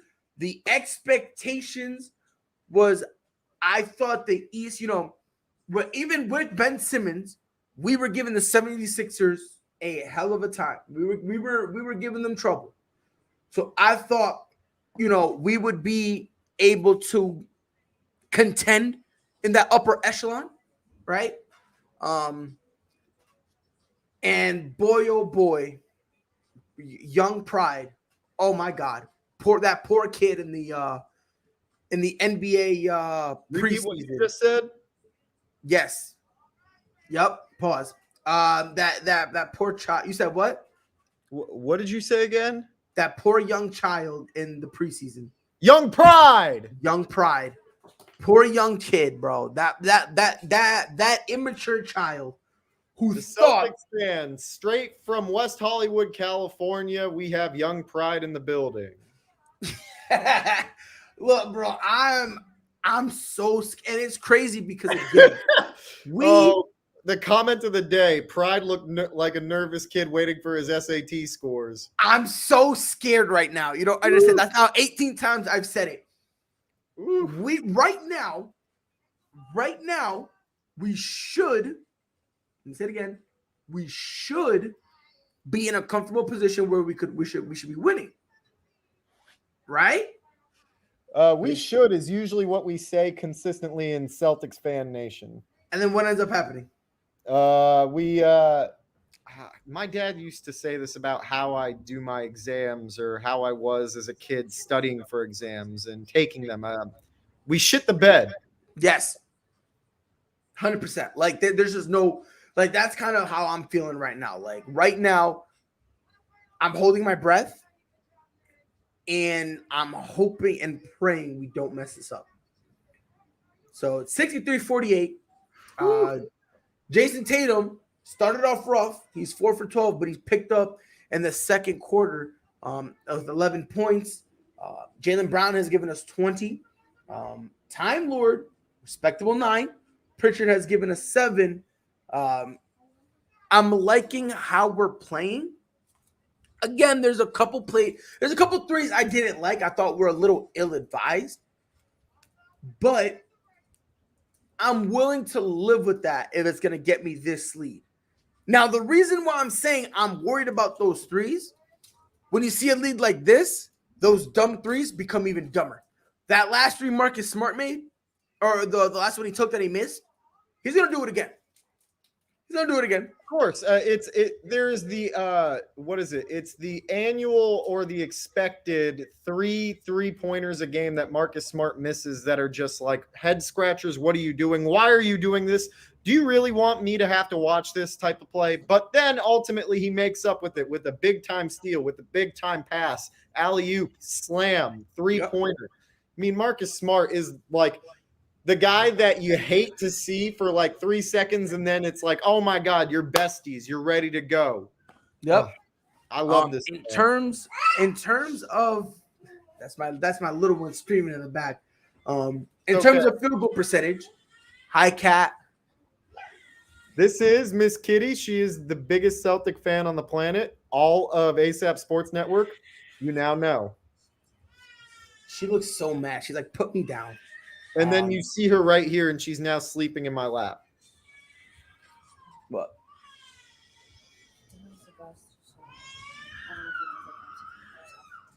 Okay.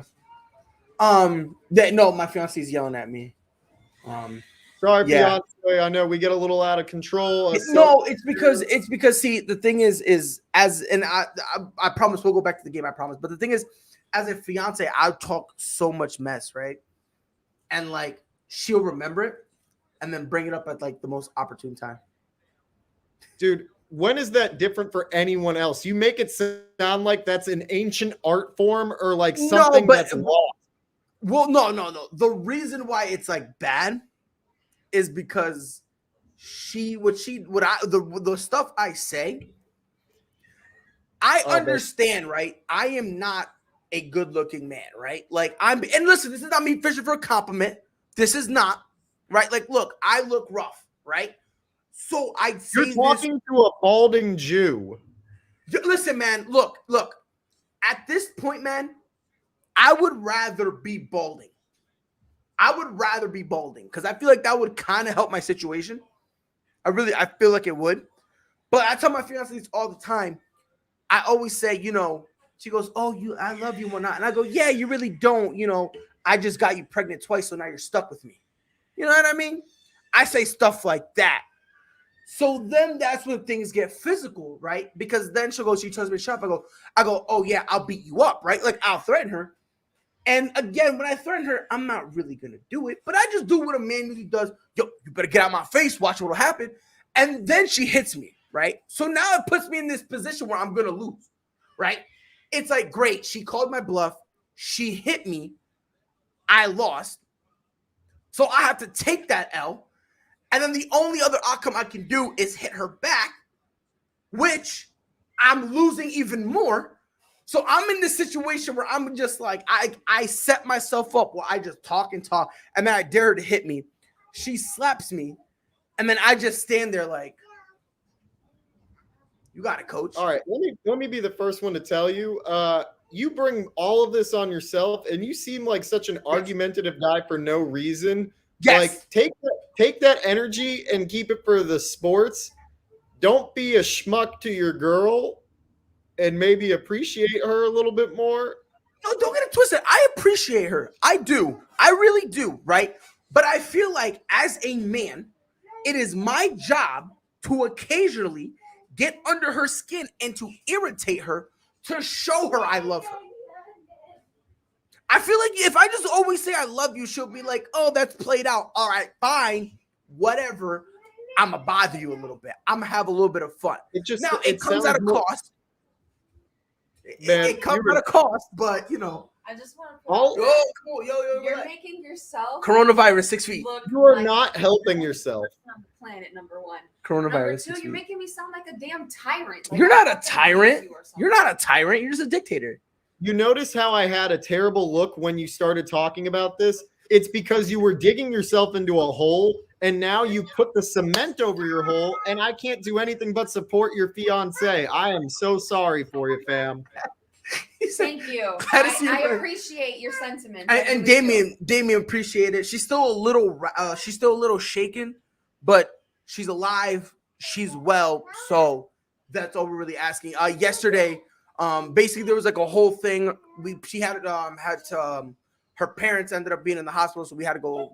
She had to go pick up her brother, and long story short, she ended up driving on railroad tracks because it was dark, and she was so panicking that when she tried to turn off the railroad tracks, it ended up busting the driver's side tires. So that was like a whole thing, right? And then Ricky said, "Pride, huh? Look, man, justice for Queen Pride. Stop, bro. LOL." Dude, every one of these guys is telling you the exact same thing I am without me saying it. Like, I have 15 comments I could make, and I'm like, man, we're live on the equivalent to TV. I am not about to put you on blast like that. I'll let your fiance do that for me after the episode. Sacrifices must be made for entertainment. Come on, man. Why you gotta do that? See, when I was saying it was funny. Now that you hit me, now it's like, now what? No. You got it twisted, Pride. When you were saying it, it sounded like you were on some Ike Turner type of shit. And now that we see her lightly tap you, it's like, it's comical. It's cute. Nah, man. But you had me sitting here when you said, and I had to hit her back. I'm like, bro, is this guy really outing himself like on a No, I don't really hit her. Like, no, I don't. Like, I don't really hit her. Are you pulling a Tekashi on yourself really on a live stream for an NBA game? Like, come on, bro. Do better. I don't. Trust me. I don't hit her mostly because if I were to hit her, like, look. I'm not in my prime anymore. You feel me? No. I get winded. You're going about this wrong. Just say you would never hit her. Just say that. Fam, don't smile. You're already in the hole. Stop making me smile. Bro, I'm giving you the life jacket. I'm playing the Leonardo DiCaprio right now, giving you the damn door to sleep on. You know what? You're right. I would never. You're right. I would stop laughing. This is serious. I would never do that ever in my life. Jesus Christ, man. Ever. I will admit, there was one time where I slapped the Okay. No. I was about to say, wait a minute. When did I really hit you? I was going to say, wait a minute. No. I slapped him, but it was because I was coming down the stairs and I was holding our son. I scared her. She slapped me. And he scared me because he came out of the corner, out of nowhere. And my instincts just kicked in and I slapped the crap out of him. And it was hard. It was one of those ones where, like, you ever got slapped so hard that you don't feel pain for a second? You're just like, I'm a black belt, bro. Okay. Oh, he said, I don't get slapped. I do slaps. Pre-black belt. Have you ever just gotten slapped and, like, for a second there's no pain, it's just confusion? There has been one time when I've been slapped and it was the most disrespectful slap because it was a backhand slap. And it was by a kid that I was in middle school with. And I ultimately basically broke his finger. Yeah, no, oh my God. Oh my goodness. He said, keep the pimp hand strong. I said, screw your pimp hand. I'm going to make it your limp hand. Now you're going to have to be saying, take the strong hand, take the strong hand. Oh my God. Yo, no, that's hilarious. Bro, that's how Taco Fall does layups. Take my strong hand, take my strong hand. Yo, Taco Fall doesn't even do layups. Like, I'm pretty sure at this point, if we ever had a situation where, like, the rims break, like, you know how back then in the day, Shaq would always break the rim? If that were to ever happen, just put Taco out there. Just put Taco out there and then just tape the thing on his forehead and we're fine. No, bro, you don't even need the little, like, 5-foot, like, maintenance guys to fix the rim. You just have Taco stand there. Or you have, like, a little step ladder attached to his shoulders and you just have some, like, 5'5" maintenance dude hop on Taco's back. Yo, he's just, like, freakishly tall. And it's like, and I've always been curious, like, when did he hit his growth spurt? Because I know a lot of guys are, like, late growers, so, like, in, like, college, all of a sudden they hit a couple, like, you know, they'll grow or whatever, but yeah, it's almost like when you hear him talk about it, it's almost as if he's always been the tallest everywhere. I graduated high school at 17. I was a 16-year-old senior for a month, and I was 5'5". I was 5'5" my junior year heading into my senior year. And then right as school started, I started growing, and I'm now 6'1.5". And it was all within like 2 summers. Jeez. Yeah, I'm the tallest dude in my family, which is nice. I'm actually one of the shortest. I think I'm only taller than my father. Bro, you talk so much mess with someone that's short. That's why it makes sense now. Yeah, no, 100%. Oh no, I'm 5'10" on a good day. I'm 5'10" on a good day. Oh, Like, so you're like what's his name? You're like Nick Merckx, the streamer, the guy who's like the short ball dude. Yes, yes, with like less muscles. bulky. I'm a fat Nick Merckx. Like, cause he's kind of got a little something. I'm an out of shape Nick Merckx. So you're prideful 100%. Merckx. Yes, prideful Merckx. Yeah, 100%. Cause like with him talking, like I do run my mouth a lot. And yes, him and I are both short, but that's when the similarity ends because he's good at what he does, right? Like I'm not. You feel me? Like, you know what I mean? Like, and on top of that, he's low key ripped. I've seen him flex on street before. Dude, he's linebacker built. Like that's his body type. He looks like a linebacker. And the thing is like the shirts he wear are loose fitting, so you don't really see it until he starts flexing or like one time he had that didn't work. He said it didn't work. I literally did that to tighten it. Like there was one time on one of his streams, he was wearing a tank top, and I was like, dude, you look like on steroids. Yup. Like he looks like he's on roid. Like that's how big he is. Now, obviously, I don't think he is. Pause. Pride getting abused reminds me of Cat Williams in Friday After Next when he was getting abused in the bathroom, screaming, "Pimp down." And I look, bro. I will say this, bro. It's worse than that.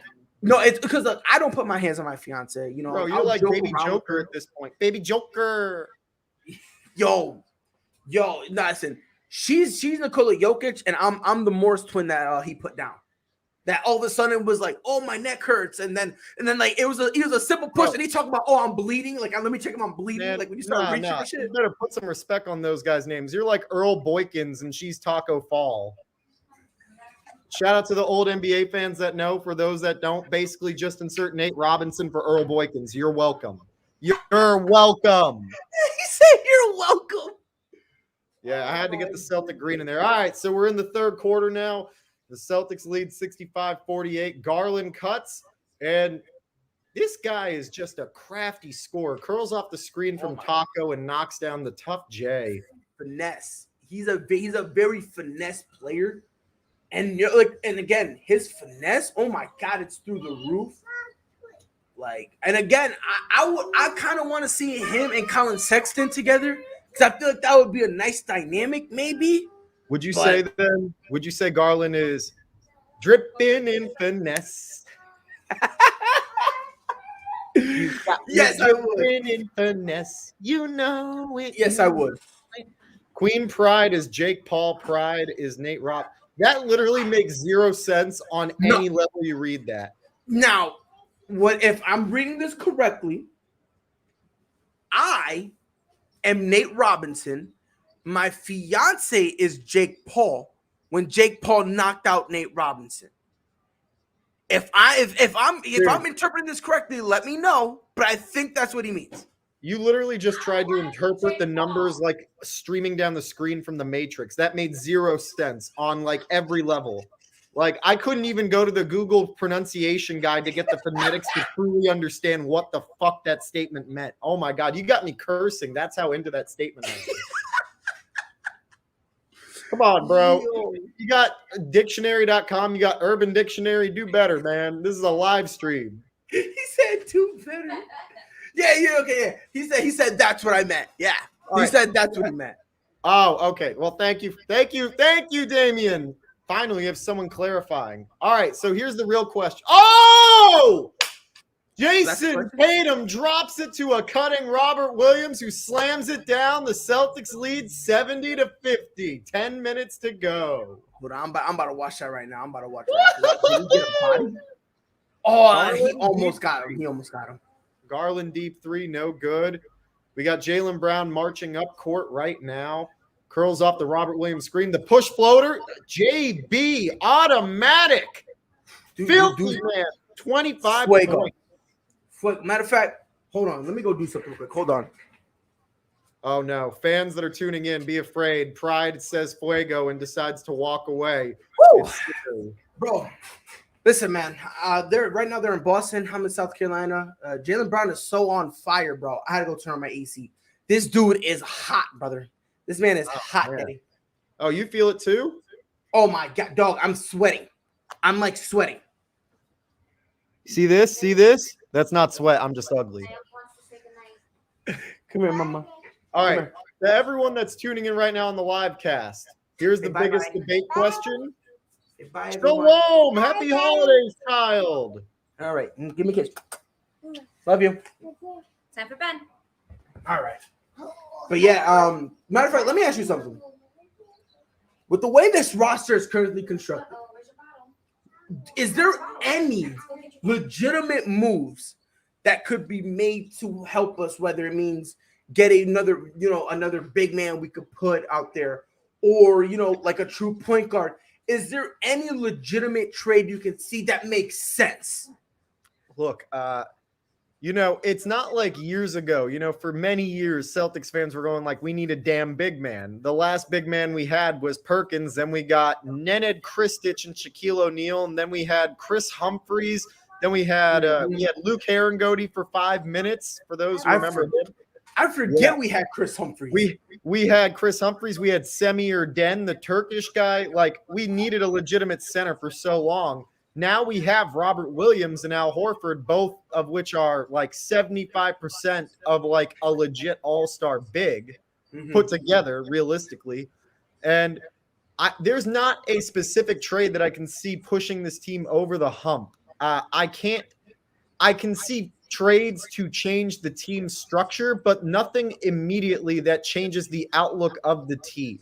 I have players I like Sabonis, I think would be a bona fide stud with this team. I do think, contrary to everyone's belief, that Ben Simmons with Jason Tatum does make sense. Having another facilitator, having a guard defender, having someone that can play off ball, who doesn't need to shoot, doesn't know how to shoot, just really relegated to passes under the basket, getting layups, fast breaks, all of that. Outside of that, though, I can't really see a big enough move that we could make to move the needle. Yeah. And I agree with you there. I've heard people saying that, we should try to go get Damian Lillard, Ben Simmons, and notice what all those names have in common? What? They're all all-stars. Yes. And the thing is I don't mind it, but my thing is I don't want to move on from Jaylen Brown. And maybe it's just me being a fan, but I look, whichever one of those we get, I don't see, and I love Damian Lillard, but if we put Damian Lillard in this offense, I honestly think it's a step to the side. I don't think it's a big enough step forward where it's worth doing. It doesn't change our structure a lot or enough to where it justifies the move. It's more of a, here's another all-star name to pair with Tatum. Let's see if we can get another player to come in free agency this offseason to join this squad, because it might be something, right? But Tatum putting them in the spin cycle. Oh my God. Kevin Love gets the steal somehow. Gray-haired Kevin Love still doing his thing, playing the Beach Boys as he walks down court. But I got a real question for you. Let me hear. That's for the fans. Out of the two of us, and this is going to be a reach question. Watch everyone that's tuning in. Watch Pride's face when I ask this. Who's the better freestyler, Pride or myself? In terms of rapping? Yes. Probably you. 100%. More than likely. 100%. I'm not even gonna lie. I'm not even gonna pretend. I can't freestyle for to save my life. I can't. I'll be honest. I'll be 100%. Like, and it's crazy because like I know it's wild. I mean, look at me. I should be able to, but I'm not. I'm horrible. What do you mean? Look at you, dude. I wear a backwards hat. I got a backwards hat and a G-Shock. Like I look like I should be able to. I'm a balding Jew. I don't look like I can, but that doesn't mean I shouldn't be able to. No, right, but here's my look at this is what I'm saying. I'm wearing a G-Shock, right? I'm wearing a shirt that people will consider trendy because it has all the teams on it, and I'm wearing my hat backwards. Yeah, I'm putting it loosely, and I'm wearing my hat backwards. If this is not the look of a generic freestyler, I don't know what is. I mean, the only thing I'm missing. I'll tell you, it's not this. I look more like Ernie Johnson than I do a freaking freestyler. Let's be real. But Ernie Johnson is goated, bro. No, that's not a diss. That's me. No, I know you don't mean it as a diss, but I'm telling y'all, Ernie Johnson is legit, bro. I love me some Ernie Johnson, bro. Everyone in America should love and want an uncle like Ernie Johnson. Yeah, I'll be honest with you. Like, you know how people say like Shannon Sharp, like people on Black Twitter say Shannon Sharp is like their uncle. Yeah. Like Ernie Johnson is like what Shannon Sharp is to Black Twitter. Oh, bro, Shannon Sharp is still my uncle 100% of the time too. Like I feel like straight up, I can go to Shannon Sharp and I can go, "What up, Unc?" and he will actually give me like real advice. Same with Ernie. Maybe not you. He'd probably give it to me though. Well, yeah, he doesn't know I exist, but still, like, I mean, don't put yourself down like that, man. But am I wrong? Like, if I go to him and be like, yo, what up, Shay? Look, man, I'm going through some stuff. What you want, an autograph? And it's like, no, bro, I just want to talk. I just want to talk. I'm trying to get some real life advice here, man. Yeah, yo, it's like he's like, oh yeah, my grandmama always told me. It's like, and it's like, all right, I was like, you got it, you got it. But no, listen, Ernie Johnson, by far, is one of the most phenomenal TV personalities. Because not only because you could tell he's having fun, but the way that he somehow is able to control Shaq and Chuck on the same set. Come on, son. Dude, Ernie Johnson goated. That's ultimate dad vibes right there. 110%. That is premier cream of the crop, like destiny, what you want to see in every dad vibe. 110%. Like I'll be honest with you.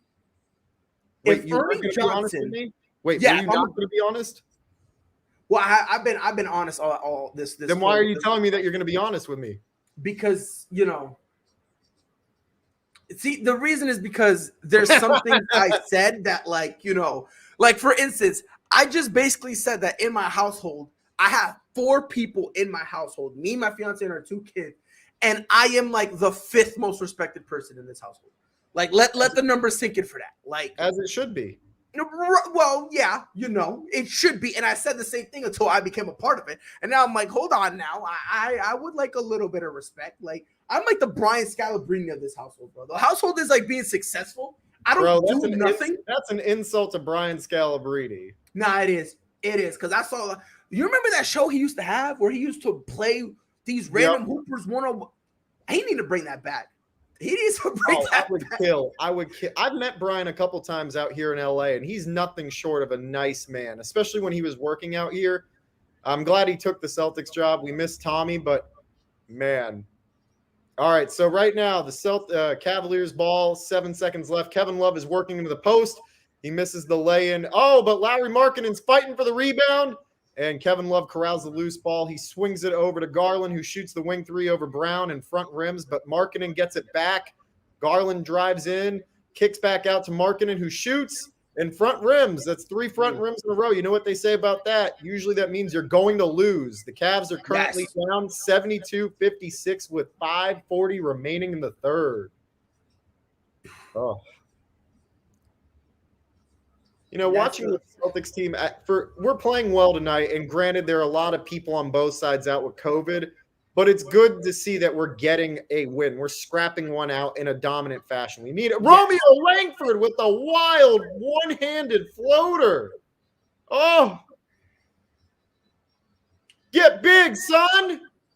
Ricky Rubio. I love him. I love this. Rubio with the crafty step back off the glass, but just misses. Jaylen Brown takes it down court. drives, gets the acrobatic lay-in rolls off the rim, but he gets the rebound with the wraparound pass off the miss. He gets the rebound, wraps it around to Langford, who throws it down. Celtics up 76-56, 4:47 remaining in the third.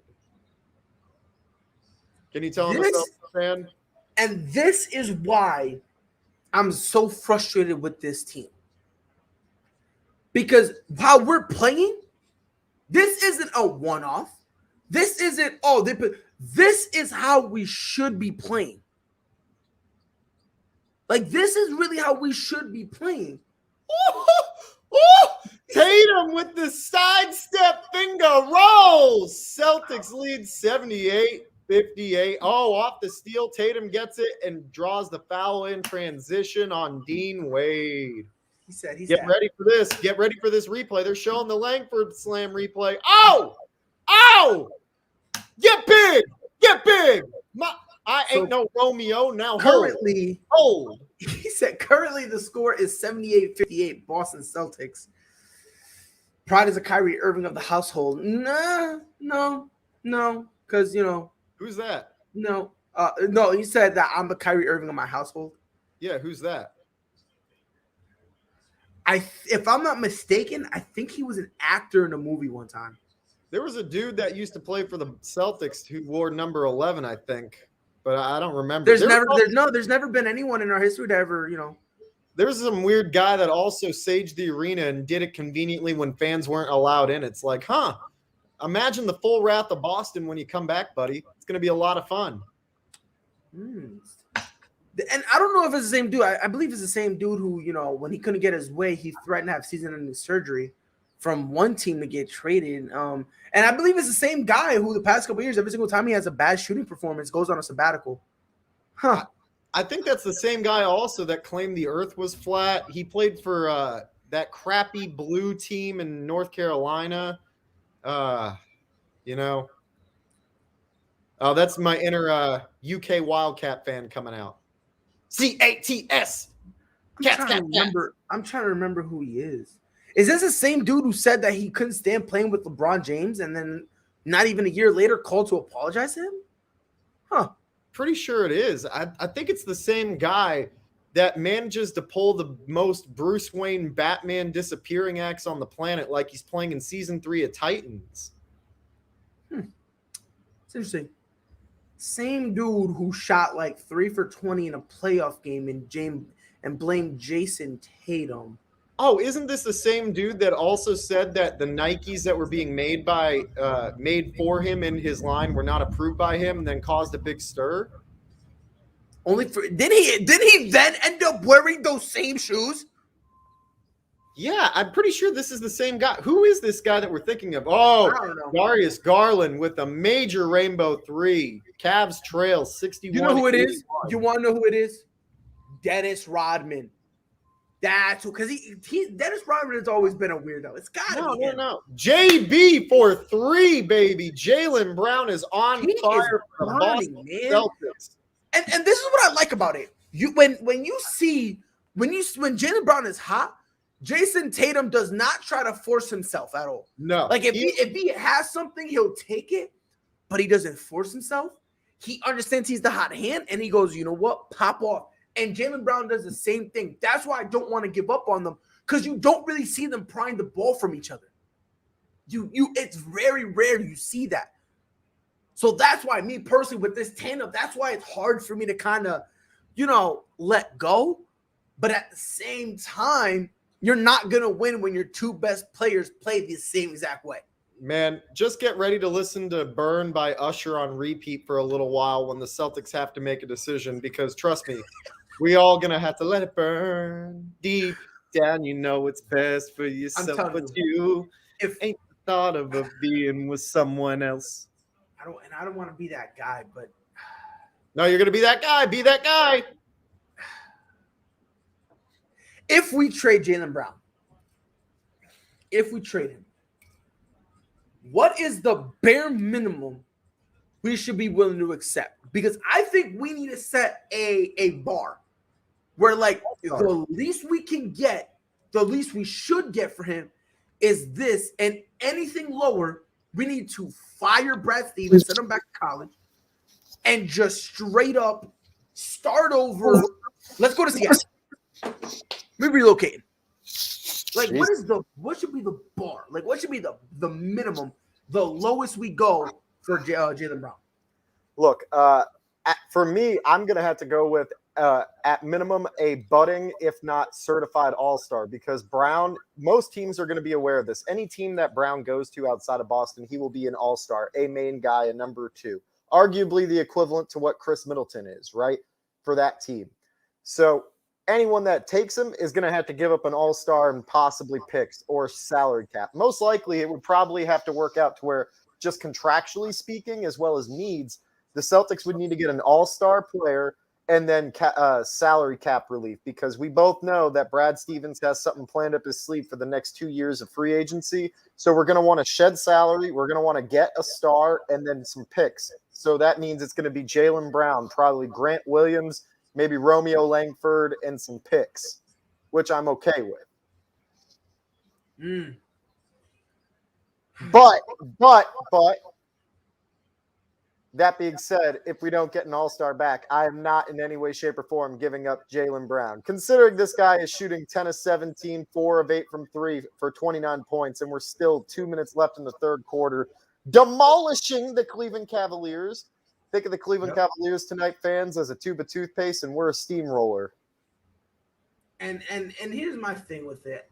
And again, maybe it's me. I just don't. It sounds like what we want from him is what the 76ers want for Ben. Yep. My fear is what if, and again, it's a different situation, but what if they try to do the same thing where they try to lowball us? We go, now we're good, we'll keep him. Does that tarnish the relationship that Jaylen Brown has, not only with the organization? Why would it? If any team can make an offer anytime, these players recognize it better than the fans understand it. This is a business. So teams are going to get offers on guys all the time. There's no reason that a player should get upset or hold a grudge over a team getting a phone call and an offer and turning it down. It's one thing if you're like Lamar Odom and Pau Gasol after getting the trade canceled, thank God for David Stern, God rest his soul, preventing Chris Paul going to the Lakers and then, finding out that they were going to end up as Houston Rockets or New Orleans Hornets at the time. But it's not like that. This is a situation where the team is actively saying no. And all Jaylen needs to know and hear is that, for what's good for him. And that's what Brad Stevens will tell him, which is most likely, hey, we got a phone call from this team. They made an offer on you. We said no. He doesn't need to hear Brad saying, oh, we're trying to negotiate, or we tried to negotiate and nothing came of it. Yeah, because my thing is, I'm more concerned if they just go out and say, oh, yeah, he's on the market. You know what I mean? Jaylen Brown is not going to be a player that'll be listed on the market. He'll be a player that's looked at as a marquee player that teams are keeping tabs on, and they'll make calls to Boston to say, hey, what exactly are you interested in? What are you looking for? Do you want X pieces? Are you looking for picks? Are you looking for salary cap relief? Are you looking for a budding star? They're going to try and mold the package to what Boston's needs are, as opposed to Boston going out and actively saying, hey, this guy's available. Come to our table like the Godfather, kiss our ring, and make us some offers. Right, which is going to be very interesting. And like I said, I just don't want to give up on them yet. Said every Celtics fan for the last 4 years. Yes, which again is kind of why I'm a little hesitant to say that, because we've had 4 years. And we made the Eastern Conference Finals one time. It's okay. You want to know why it's okay? Let me know why. For all those fans that are tuning in that are also OG Yu-Gi-Oh fans, Celtics fans played their spell card Share the Pain on the Laker fans, so at least we're in this together. Behold, my trap card! Oh my God, I remember watching Yu-Gi-Oh! Good times, man. Yeah, I couldn't play the game. I wasn't good enough to play it. I didn't understand it. It's okay. It's like a Rubik's Cube, but yeah, kids. Yeah, that's what everyone said. It was like a Rubik's Cube. I suck at them. So, hey, come here. But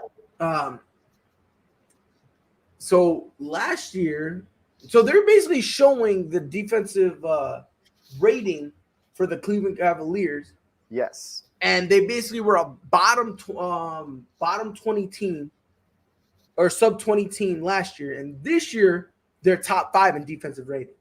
Yep. So, and we had to give a lot of the credit to a guy like Evan Mobley, who isn't on the court for them. Clearly, they're struggling without his presence. They're missing a lot of guys. Jarrett Allen, Evan Mobley, Ed Davis, Nembhard, Okoro, and even Dylan Windler, the random guy that shows up on people's stat sheets once in a while. yep. And again, the thing is, if they were healthy, would it matter? That's kind of like no, it would. You know? This would be more of a game. This would be a way more competitive game, and would probably only be a 3-4 point advantage, swinging both ways for most of the game. You got to remember, a lot of their offense flowed through those two guys, including they're missing 2 starting players in Evan Mobley and Okoro outright. So they're having to fill those holes and have guys that are normally bench mob players, step up. Ricky Rubio's in the starting lineup. Cedi Osman somehow is scoring. The Cavs, after a nice Cedi Osman cut to the basket and lay-in, the Cavaliers trail 68-85. Yep, which Dennis! Oh, he misses the easy jumper wide open, but he's walking gingerly back down court. That's not good, Celtics fans.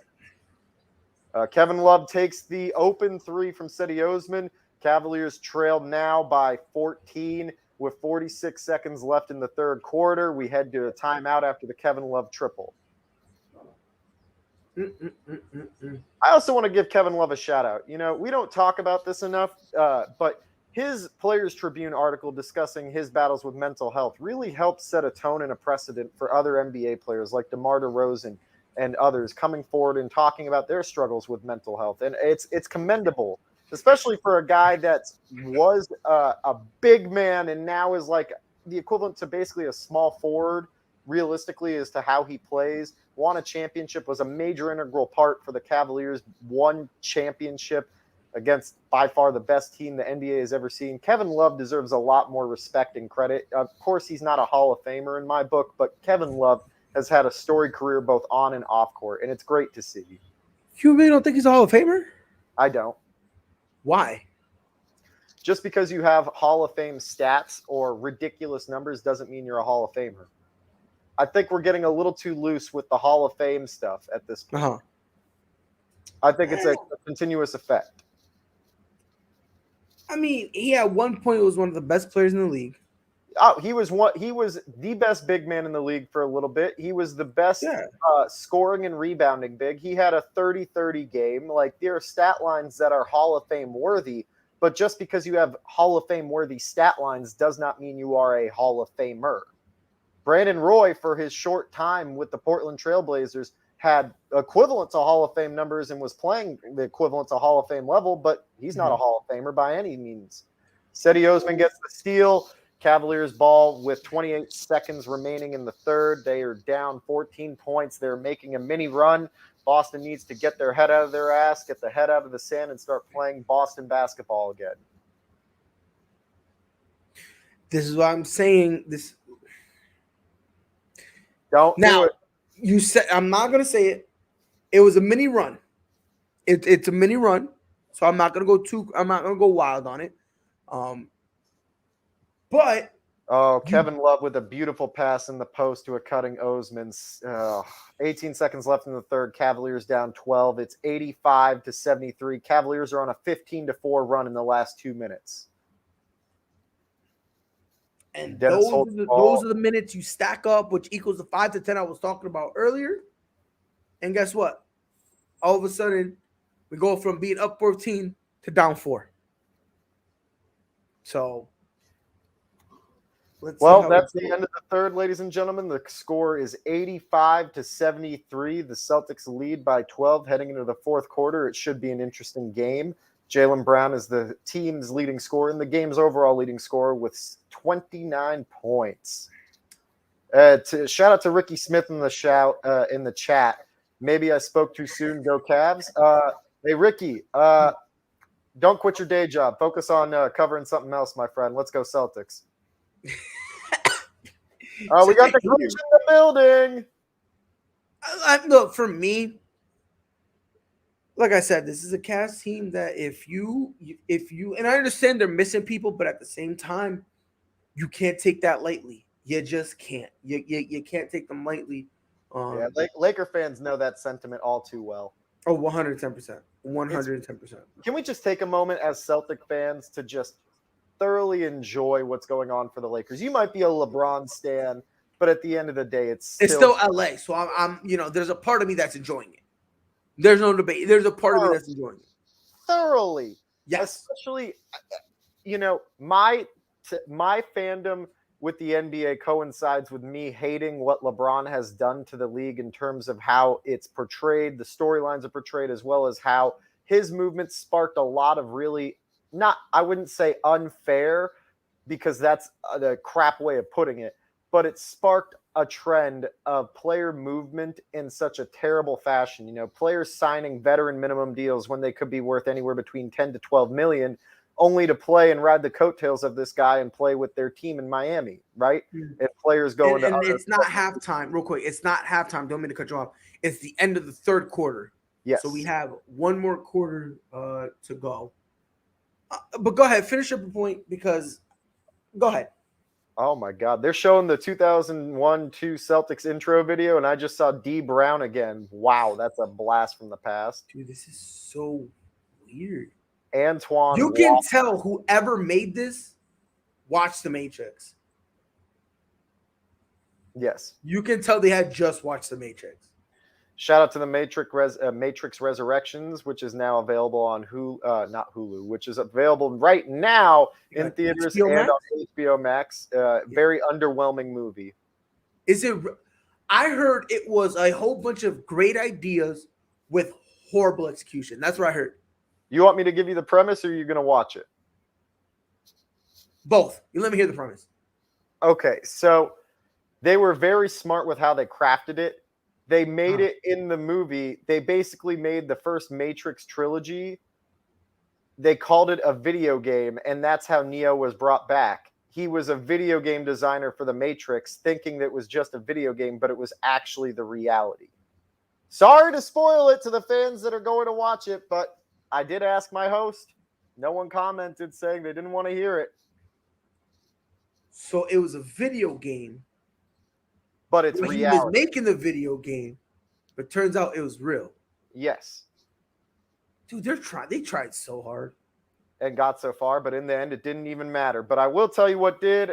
Oh, Robert Williams with the tip in on the Peyton Pritchard missed jumper. Celtics lead 87-75 with 10:54 to go. Getting dirty, I like it.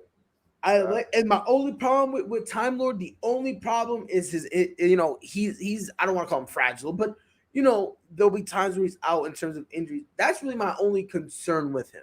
I'll take his body. Oh, Robert Williams with the steal on the Kevin Love pass. Goes coast to coast for the two-hand slam.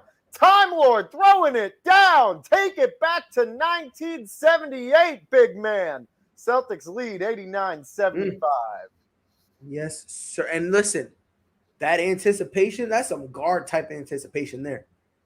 I'll take Robert Williams' body over the fragile body of Anthony Davis, even bulked up any day of the week. Tatum leads the break. I'm not mad at you for that. Break, hands it off. Oh, they're calling an offensive foul. Oh, no, they're not. They're calling a foul drawn. Here's the replay. Let's see. Robert Williams shakes off Darius Garland with the Euro step and slams it down, baby. Going coast to coast. You love to see the dreads flowing in the wind like that. Get big, Rob! Get big!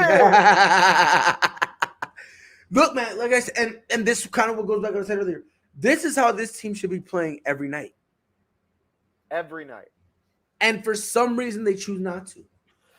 It's not that they choose not to. It's that it feels like the heart is not in this team. The last time I felt legitimately like the Celtics had emotion and were driven was one of the best single seasons of basketball I've ever been able to witness. And thankfully it was for my own team. And that was watching Isaiah Thomas set a single season points per game average record for the Celtics. Like, that's the last time I felt the heart in Boston. Everyone was rooting for IT after Not his me. passed away. Not me, because I knew, and this is why I said it, and I've been consistent saying this. In my opinion, as long as I've been alive, that Boston Celtics team was one of, if not the worst, number one seeds in the history of the game. It was one of the worst number one seeds, but it doesn't take away from the fact that Isaiah Thomas, as an individual, had one of the best single seasons and was able to get Boston to rally around him. Right, which almost he averaged almost this like 29 point, 29 point something, almost damn near 27 30 a game. Yeah, damn near 30. Which again, in and of itself, but in terms of the team aspect, I didn't like it because if you remember that year, we almost lost to the Bulls in the first round. Yeah, we did. Rajon Rondo. He doesn't get injured, I think we lose. Oh, we do, but that doesn't take away from what we were able to do as a team. Like that second round playoffs this season. Jason Tatum, 211. The next closest DeMar was with 199. Giannis Antetokounmpo with 174. That's the top three. The only guy with over 200 points. And the Celtics start out this fourth quarter on a quick 8-0 run. That's diminished immediately once I say it. Denzel Valentine knocks down a three. I thought Valentine's Day passed, man. Apparently not. Get that double entendre? Valentine's Day. Yeah, I get it. Valentine's Day, and then his day should go. Nah, it was a good one. That was good. That was good. I like it. Ooh, JT with the crafty bank shot. Celtics lead 95-78. Yeah, and like I'm saying, see, right now they're going back to Celtic basketball. The Celtics should not be living and dying by the three.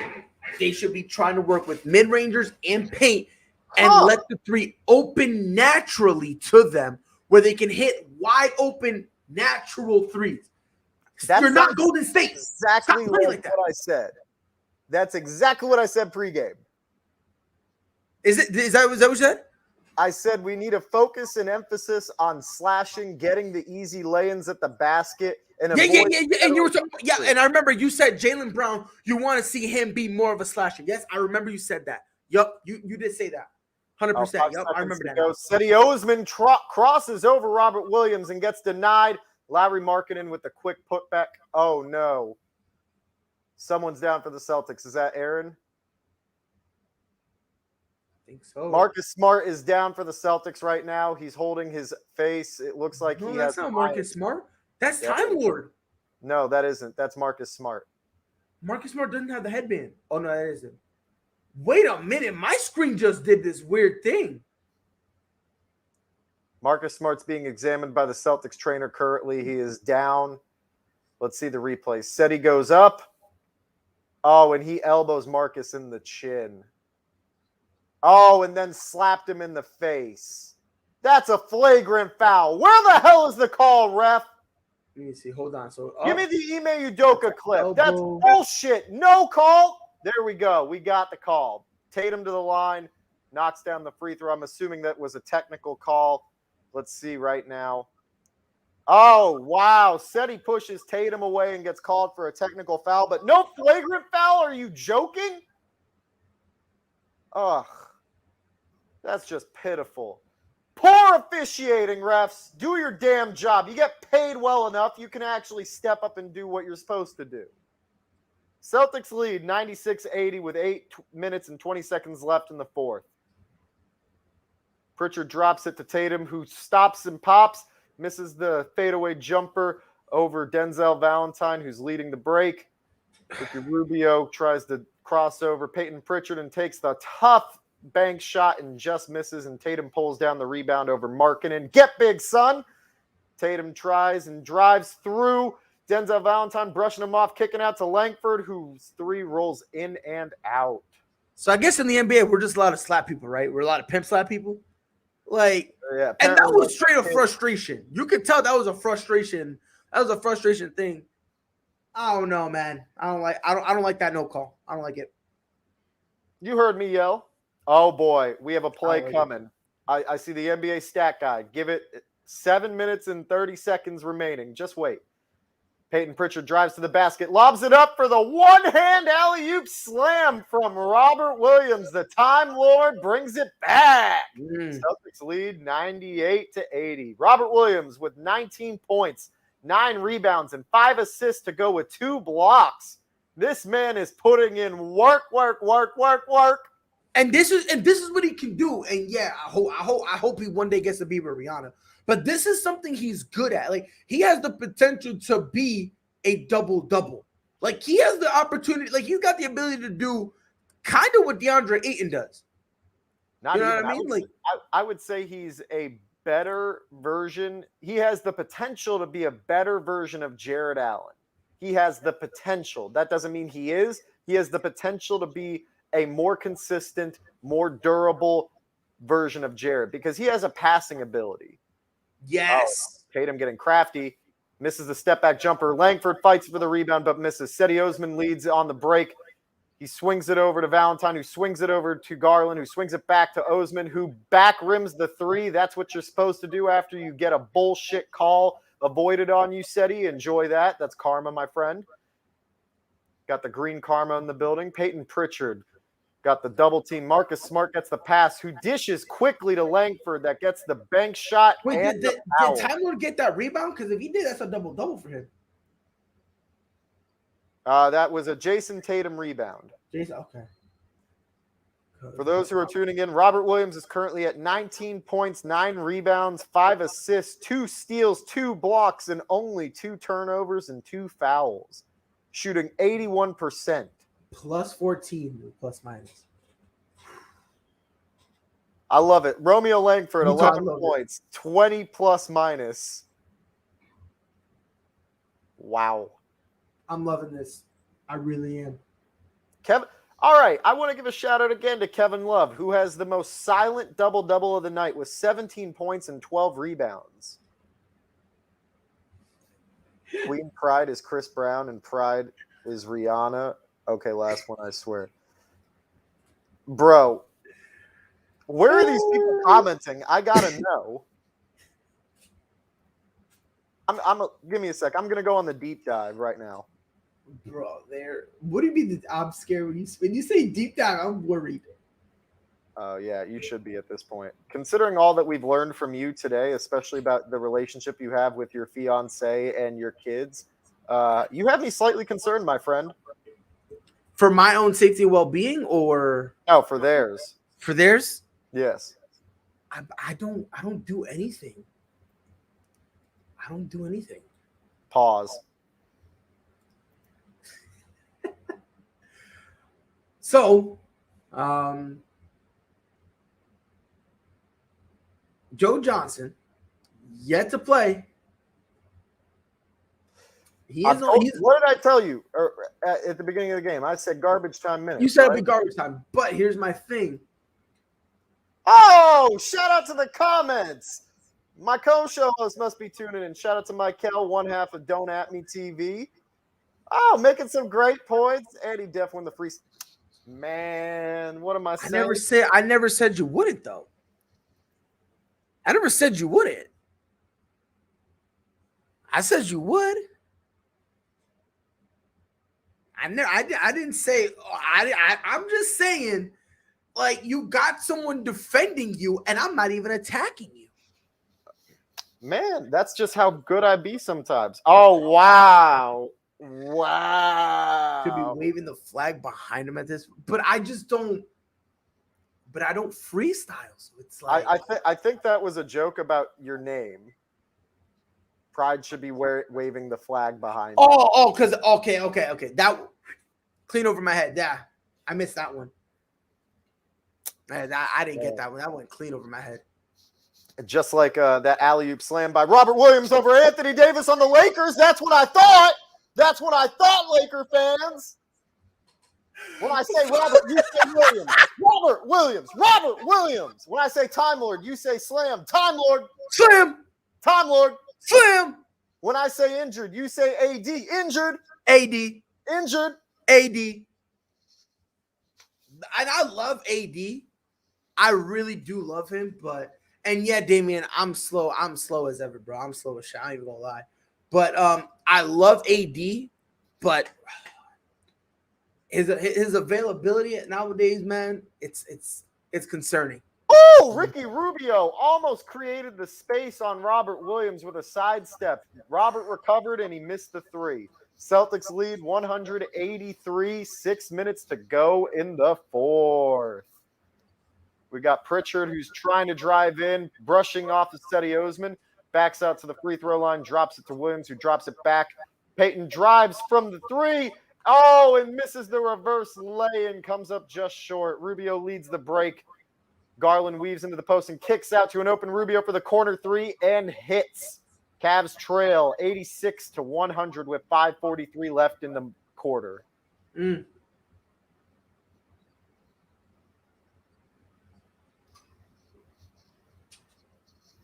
Woo! Oh, they're calling an offensive foul.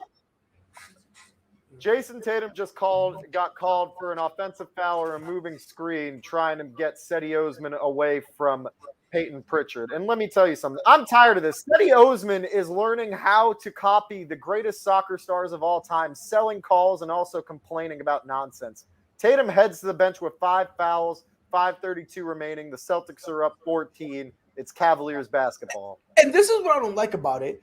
Jason Tatum, he's got 5 fouls, which I'm not really mad about that considering it's towards the end of the game. But what my main problem, my main gripe with it is he flexing? Yes. But he's flexing because he wants to do. Jason Tatum sets stiff picks. Pause. Pause. Like he's sturdy. Like pause. You know, he doesn't. You know, he like when. Wait. Get the he's trying to get in there. Pause. Like get the fiance in. I heard her yelling. But my thing is like if you're setting a hard screen, pause. Why are you gonna like? He's acting like he's like pushing him. Pause. He's not. It's just Cedi Osman. Just I don't want to call him weak, but he's not physically imposing like that. Weak. He is weak. He is the weakest link. He is in one of the most famous NBA photos of all time and suffers from this syndrome known as cropping. That man had no right to be in that UCLA summer photo with LeBron and those guys. And to this day, I question what the hell he was doing there. And I get it. Wasn't he on the Cavs at that time? Yeah, but it doesn't matter. I think that's probably the only reason. I think Bron was probably like, "Oh yeah, I'm having this thing. If y'all want to come through, come through." D-Wade, Kawhi Leonard, and Cedi Osman in a photo. I feel like LeBron just threw an open invite. I don't think he like and advertently invited him. He was just like, "Yeah, you know, we having this thing. If y'all want to come by." And said he was like, "Okay, sure." Cedi's that dude that packed lunches for everyone, tried to buddy up with everyone, go like, "Yo, who else needs like a 14th man on their roster? I'm open." JB 4-3, baby. He's calling KD Mr. Durant. Yeah, right. JB hits the open straightaway triple. He's got 32 points, 11 of 20 shooting. Chef's kiss, crisp. Celtics lead 103-88 with 3:50 remaining. You know what I think it's time for? What time is it? Gino time, baby. Let's get ready to dance, fam. I'm done. Yeah.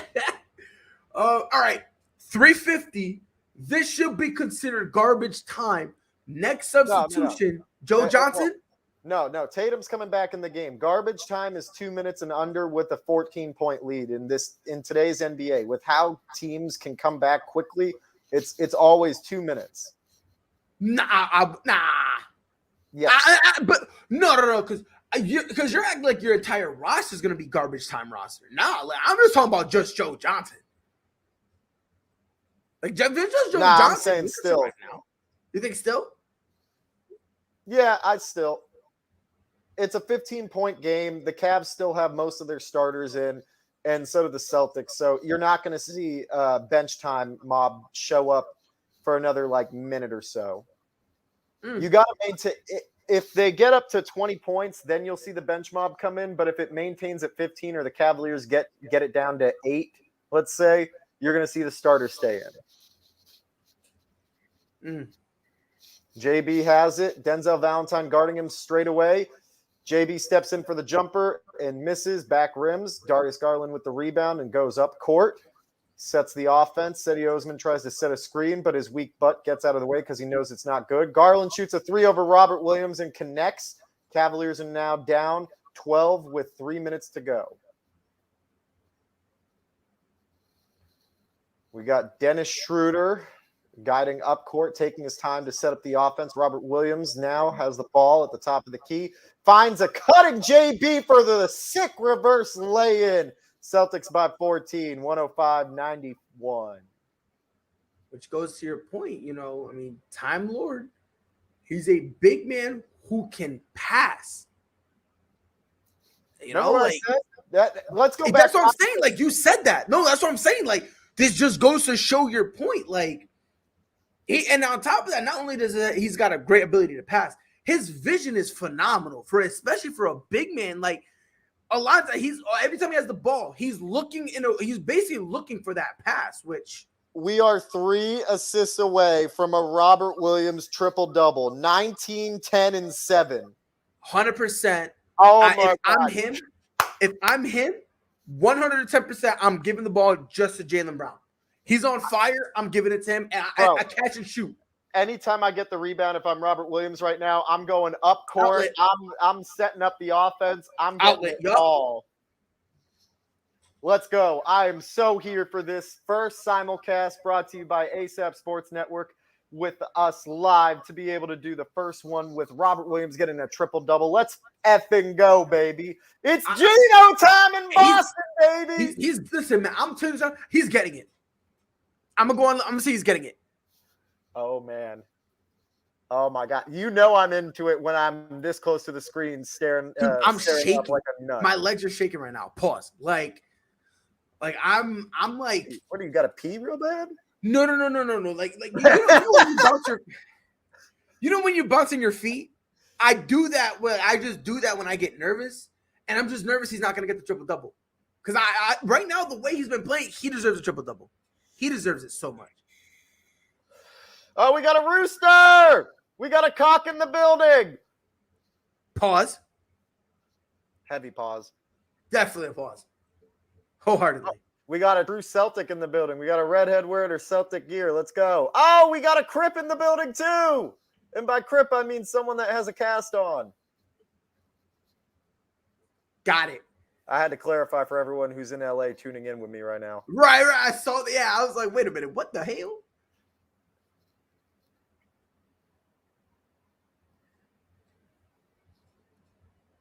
I really hope he gets it. But now I'm with you. If every rebound I get, if I'm Robert Williams, I'm bringing the ball up. If we can get a nice, easy, fast break bucket, great. But 3. Jared Allen, the ghost of a kid from Akron, Darius Garland. It don't matter. Celtics by 50.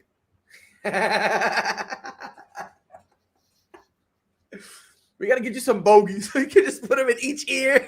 Yeah, right? That's the only thing you're missing. I'm ready, bro. I am ready. Mm-hmm. Oh, Robert Williams. Jaylen Brown just looked at him and said, you got it. Oh, he knows. He knows.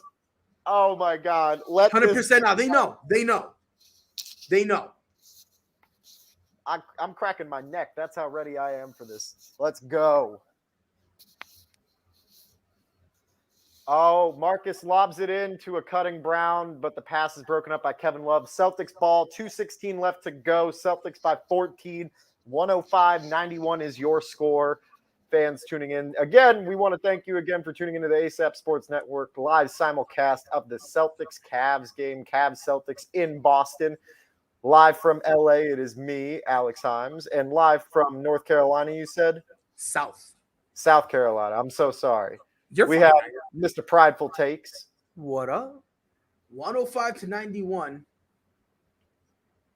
Again, there were a couple times the Celtics was a little shaky, but they snapped out of it. Jaylen Brown with a legit 34.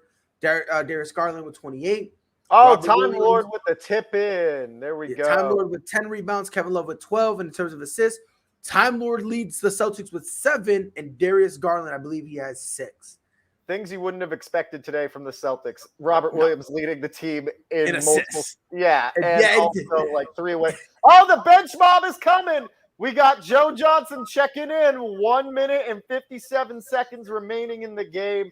Yep. I got to hear this real quick. The Celtics fans are giving a massive applause to Joe. This is great, man. You love to see it. Even though it's the tail end of his career, it's a vet min type of contract. We're getting to see a guy that started and was drafted by Beantown return and get a chance to score some points as a Celtic again.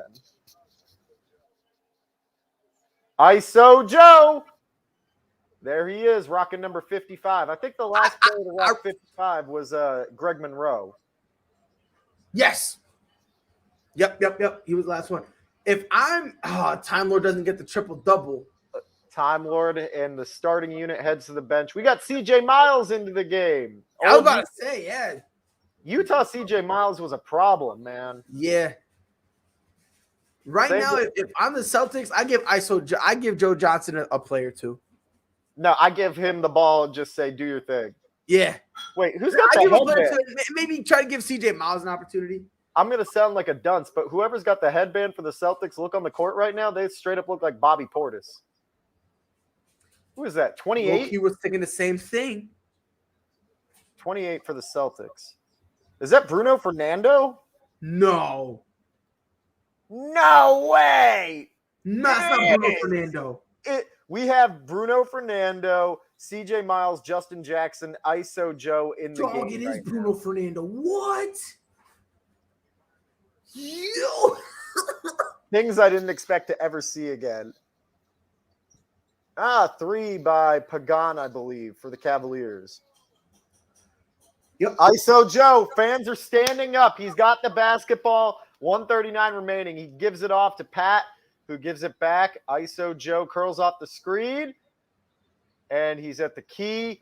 Drops it back to CJ Miles, who doesn't know what to do with the basketball. Justin Jackson takes the mid-range J with 5 seconds to go on the clock and misses. All right, we have a couple more opportunities for an ISO Joe bucket. Let's get one in the game, Celtics fans.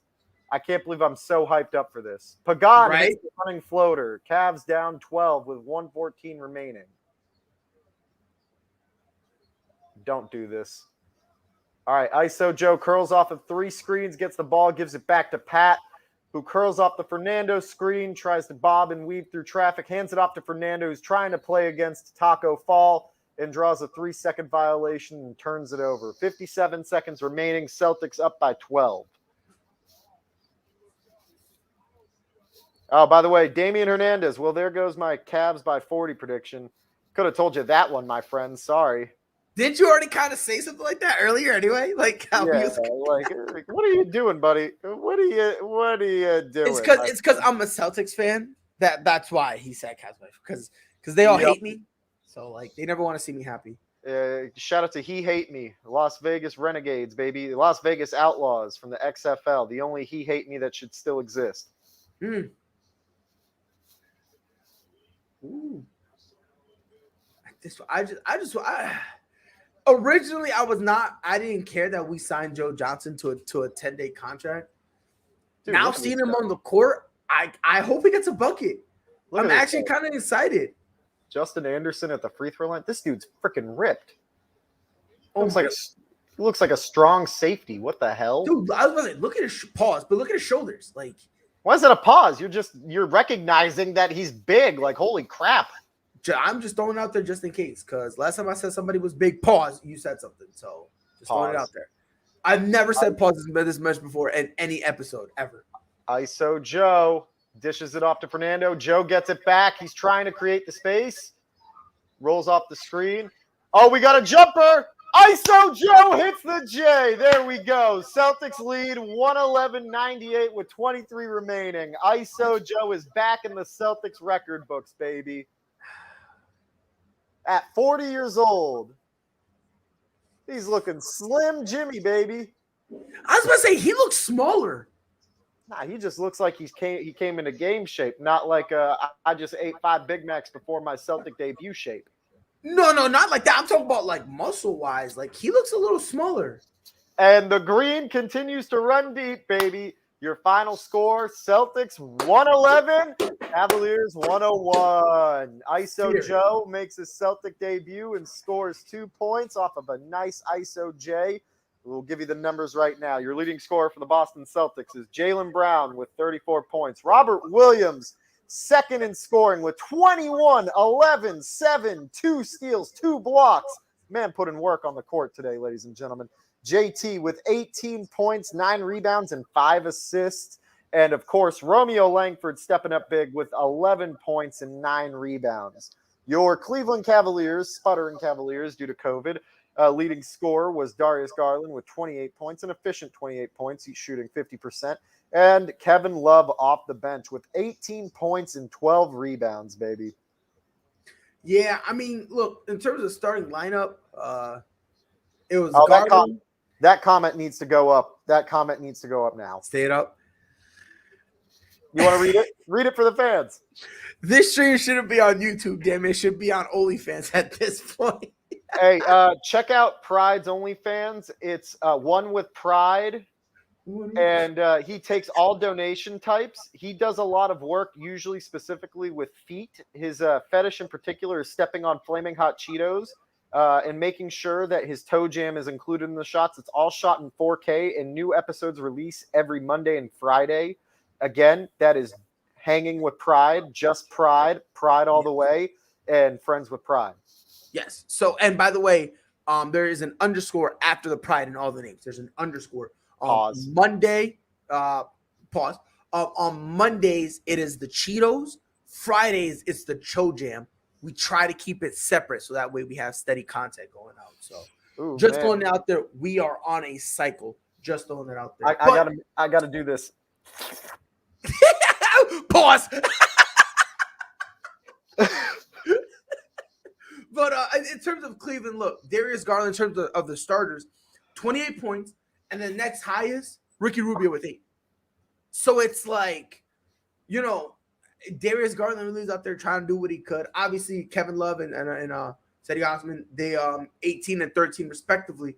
But other than that, nothing. There's really no one else in double digits, which when you look at for the Celtics, Jason Tatum was in double digits, Robert Williams was in double digits, Jaylen Brown was in double digits, and Langford was in double digits. Plus, you have Pritchard, who had 7.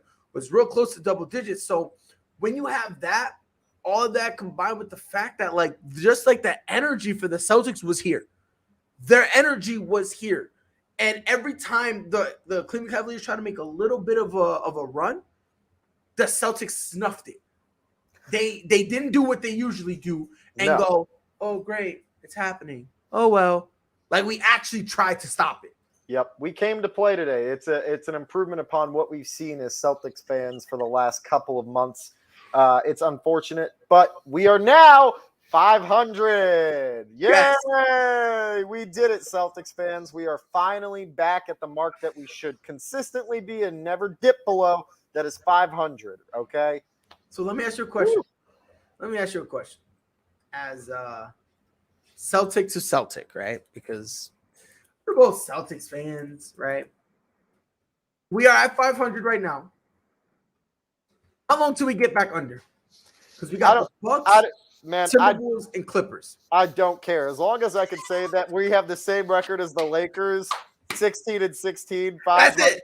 That's it. At this point, that should tell you how bad expectations and what's going on for the Celtics really is right now, especially with COVID. Our team is getting hit and slapped around like a rag doll by this disease. Don't get me wrong. COVID's the player of the week, averaging 48 points and some crap and taking out so many guys. But let's be realistic. The Celtics have been playing better than the Lakers have in recent games, and they've also been stepping up in ways that they need to. Wow. Shout out to Damian for keeping the same energy right there. Celtics fought more than the Lakers did their last 2 games, and It's true. And honestly, this is why I feel like the Celtics have been struggling, because a lot of the times we just stop fighting. And it's we have the talent. We really do. We have the talent. But it's for some unknown reason, we kind of just go, it is what it is. And then we just roll over and give up. And this is why I'm saying it's just so frustrating, because we literally have no excuse. I'm talking about when we're actually out there playing and when we're healthy. We have no excuse. We're a hell of a team top to bottom. And it's just sometimes we just give up. And like you said, it's lack of heart. I don't think it was IT that the whole IT thing. I think the last time we actually played with heart was when we took LeBron 7 games. I think that's the last time we played with heart. Look, man, IT dropping 50 points against the Washington Wizards. Think about this for a second. How many NBA games, like you can think of Kobe, right? Yeah. But outside of Kobe's last game, how many games can you think of off of one hand where all NBA fans were rooting for one dude? It didn't matter that he was on a team that they hated. They were rooting for one dude to just go out and kill it. And don't get it twisted. I'm not saying that team didn't have heart and nobody was rooting for them. Don't get it twisted. I'm just talking about in terms from a roster perspective. The last time we've played with heart was when we took Bron 7 games. No, think about that. You may have said that it was the weakest 1 seed that has come out of the East in recent memory, which I'd like to also point out the Atlanta Hawks, who were the number. No, that's what I said. One, like this my three weakest are the Atlanta Hawks. You can put the Atlanta Hawks when they had Jeff Teague and Al Horford and Kyle Korver. I put them up there. Then the Celtics, and then I put was it last year? Last year's Utah Jazz. That was the number 1 seed. I was okay with Utah being the 1 seed.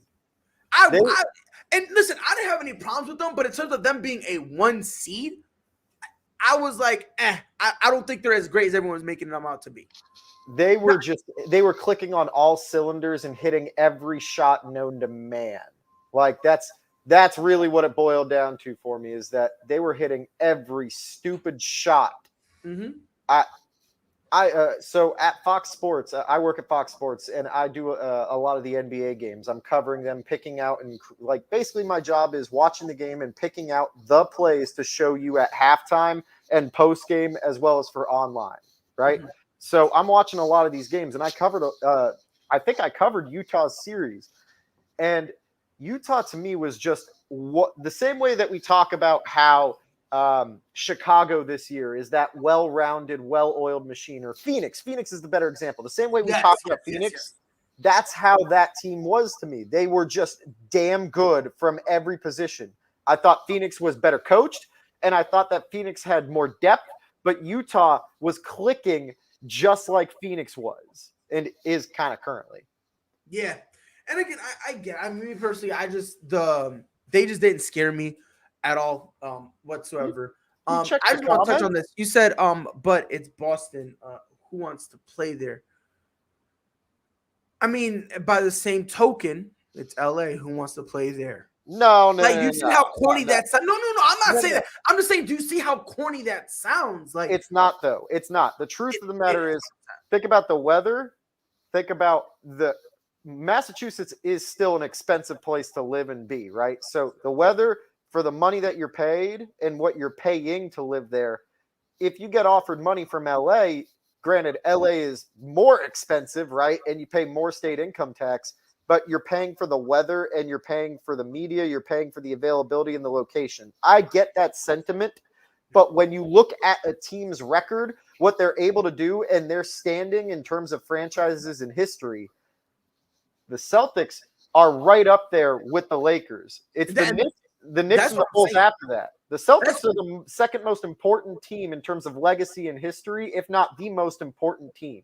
And that's my point. Like, when people say, "Oh, but it's Boston, who wants to play there?" and it's like there's a whole bunch of other things that factor into it besides just the weather, right? It's like the weather, and again, it's a place where, look, if they can make Isaiah Thomas look like he's worthy of a max contract, let's be honest.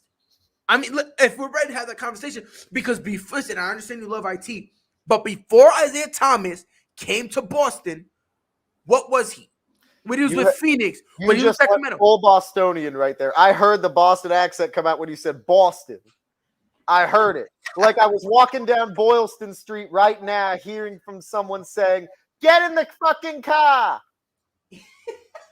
Look, all I'm saying is before Isaiah came here, he was a and listen, this is not a bad knock on him. This isn't bad. But he was a sixth man, a scoring machine off the bench. He was like Lou Will was, or a Jamal Crawford. Yes. And in Boston's system, sure, it made him look like, oh, this was a max player, but he really wasn't. And again, this isn't a knock on him. This isn't a knock, but that's just kind of how I look at it. It could be just me. It is, because that is one of the most underrated seasons by a single player in NBA history. Like, I don't think it's underrated, though. Are you joking? Because people forget about it consistently. People forget about what he did, and it was only a couple of years ago. The reason they forget, and they're so quick to forget, is because it was one isolated season, and that's why I constantly say and specify it's one of the best single seasons that we've seen from a player in NBA history.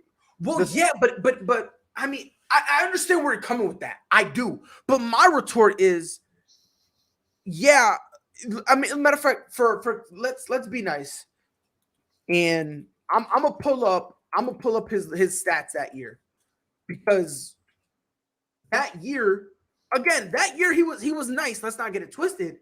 So let's see. So Boston, it was the one that he averaged, it was like 28.9. Yep.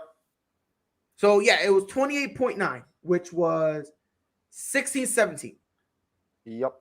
And he missed only 6 games of that season. Which is impressive. He shot from 2, 52%, almost 53 realistically. He shot 38 from 3. He was 46% from the field.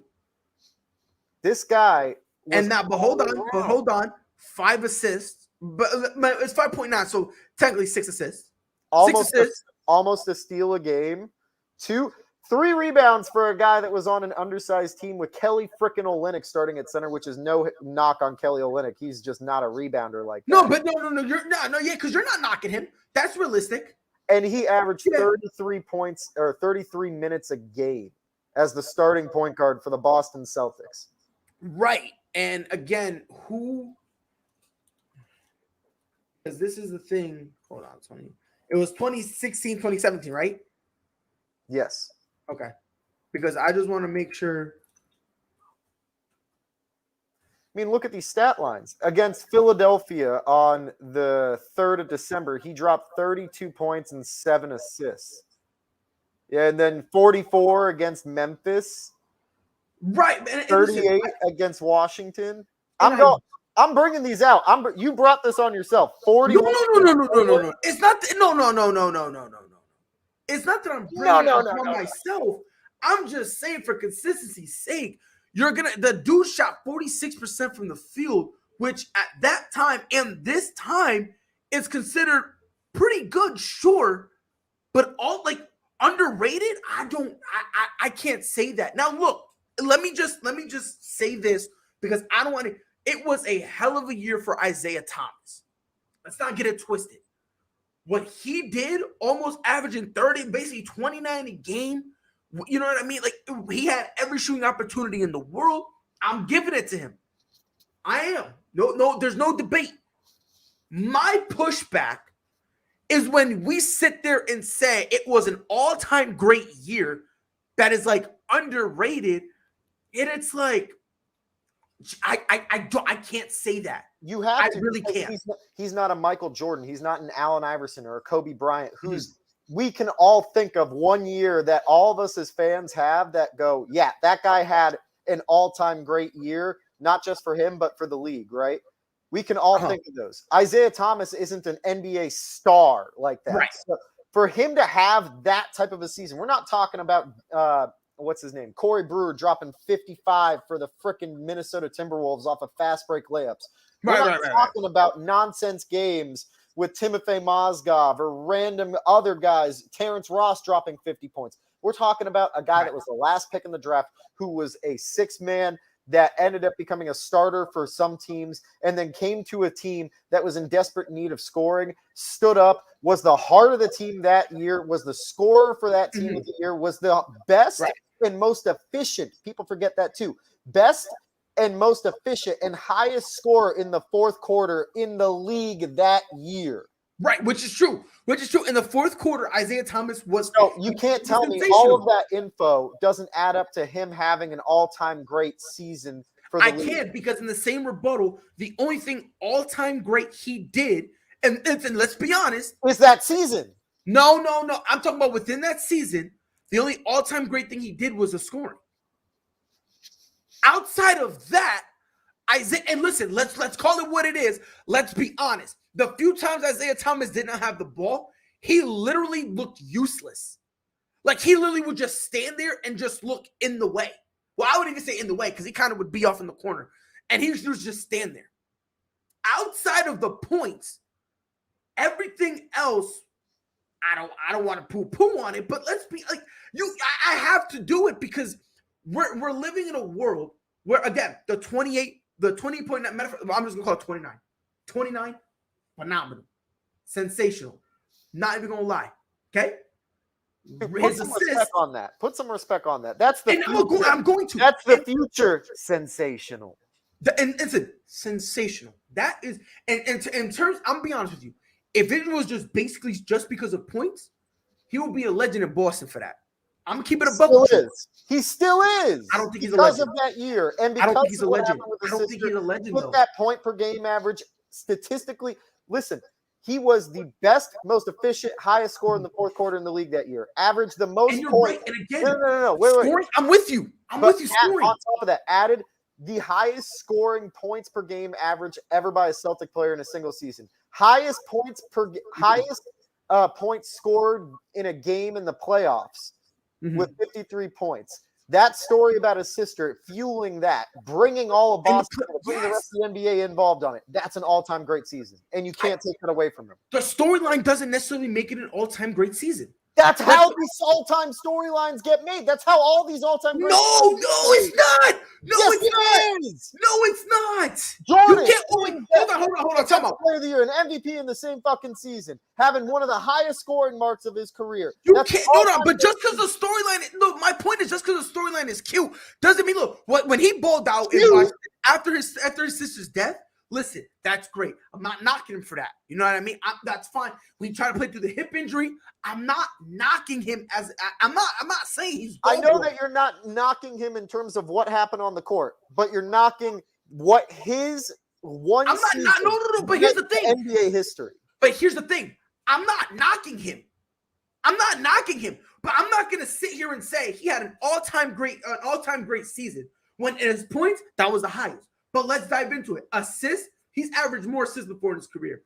Rebounds, he's averaged more rebounds in his career. And in terms of being efficient, he's been more efficient before in his career. So I'm not going to sit here and say, oh, yeah, because of the points, it's an all-time great season. Like, I'm just saying it's a hell of a season. Dude. But I'm just saying there's more. And listen, every stat you're giving me is scoring. And yes, in fourth quarter, Isaiah Thomas was a problem. He was. He was doing basically whenever it was the fourth quarter, you give him the rock and it was over. Dude, it was over. I want you to listen to this. He shot the most field goals in his career that season, 19 field goals a game, and averaged his best field goal percentage that season at 46%. He was taking the most shots of his career and had the best percentage of knocking them down in his career. That's efficiency. At 46%? Yes. That is okay. On his most shots ever in a season, averaging 90. Bro, he did 46. 1 year he shot like 45%. So again, there's a 1% difference, and he's shooting 19 plus times. And yet in that season where he shot 47% or 45%, right? He was taking 4 less shots. So hold on. So he's taking 4 less shots. He takes 4 more shots. His percent goes up barely 1 to a 46, which again, the highest amount of shots he shot in his freaking career. We talked about how 2 years ago LeBron should have been MVP, and I'll die on my horse. I will die on Wait, I am blanking on the phrase right now. I will die. It's not die on my horse. I'm really having a brain fart, guys. Sorry. But my point being, LeBron averaged his best field goal percentage in a season where he shot his lowest field. What was it? It was his best field goal percentage in terms overall, and yet had the lowest career minutes, and yet his assists and rebounds in scoring went up still. Right? We talk about that. You said that was last year? No, not last year. That was it was in Cleveland. His last year in Cleveland? I think it was his last year or second to last year. Let me see. So in Cleveland, his second. So you're talking about his second go around? Yes, his second go around. So that would be his second to last, where he shot 18.2 shots per game. Yeah, he had in that season one of his most efficient seasons in terms of field goals. He had minutes in terms of career high, and still managed to up his usage and up most of his percentages. Mm-hmm. His 2-point field goal percentage, the only reason his second highest, it's his second highest. Currently, it's this season that's his highest at points at 61%, man. And all these other stats still go up. Free throw attempts, albeit it's lower than most in comparison to where he's been for the last since 2012. That's still one of his best. He had career high basically in assists and rebounds. You're making my point. How? I'm doubling down. Because you're saying everything. Everything is going up. I'm pointing out. That's all I'm saying. You're focusing on the rebounds and assists. I'm focusing on the entire game. I'm giving you the scoring. On there that go down in comparison to everything else. I gave you 4 stats that were lower than everything else, as well as the ones that went up. What I'm getting at is the same stats for IT, even though it's not assists and rebounds, right? Mm-hmm. The stats that I'm focusing on are shots made, minutes per game, field goal percentage. Those stats still went up, and that tells you that was his best season statistically, and it also overall was one of the best seasons too in that generation of point guards playing. Look at the stats. Scoring point guards. Wild. 100%. I can't say that. I can't say that. And look, if you want, listen. I feel like I'm trying to debate like Joe Biden and Donald Trump right now. Like we're just never going to agree. No, because listen, again, what Isaiah Thomas did in terms of scoring, phenomenal. But don't sit here and tell me scoring. You said what? What goes into scoring? And some of the stuff you're saying, I understand what you're saying. In Minutes, terms of shots made, percentage from different areas. And I get it.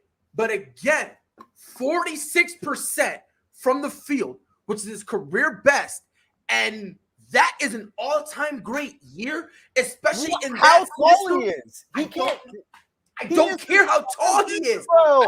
He can't like LeBron. He can't bully to the basket like LeBron. He's taking the toughest shots. So he's a finesse guy. Then you become a finesse guy. I hate this notion that if you're short, tough grit. No, you're still out there hooping. You need to figure out a way.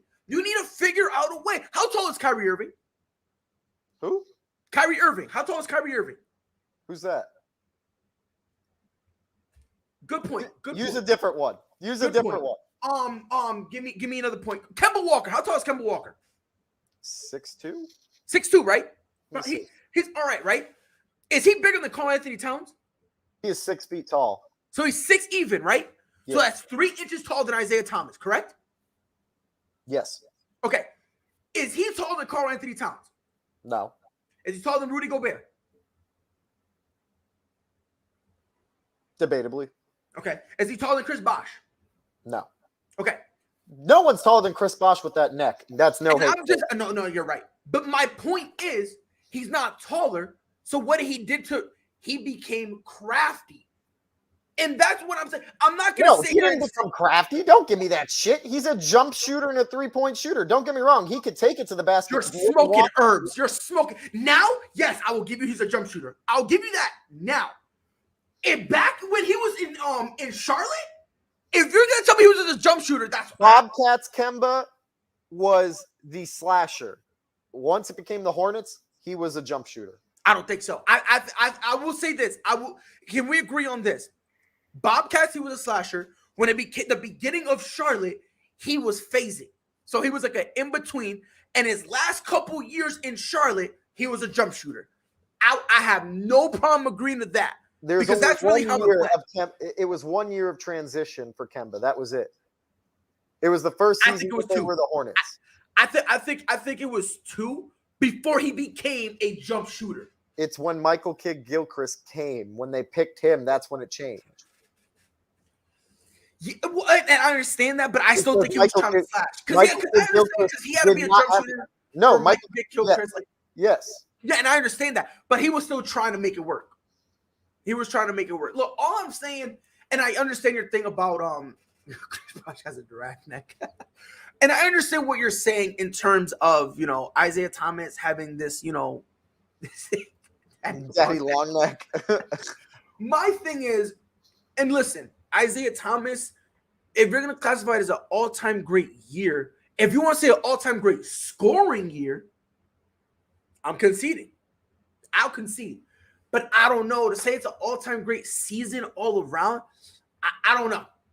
I don't know, because I'm looking, maybe it's me, but I'm looking at the other stats, and they were good, but nothing in terms of all-time great. I'm talking about outside of the points. Outside of the points, I'm talking about. Okay? Because, again, I'm agreeing with you. 29 a game? You're focusing on you're nitpicking. This is what fans do, man. Oh my God. Oh my God. The comment section. Look at the comment section.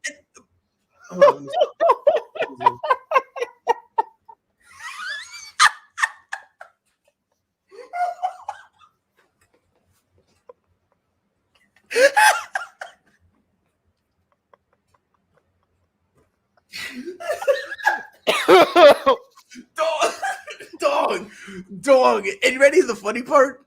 This joke has been said because we always make fun of him. I swear to God, this is the one joke I never get sick of. This is the one joke about Chris Bosh that I will never in my life get over.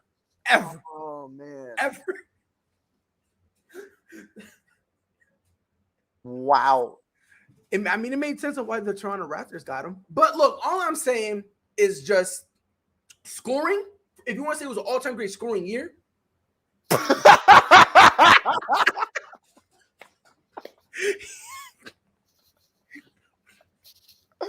The comment section is at an all-time. That's the one. That's the one. Oh my God. Like 100%, that's the one, dog. 110%.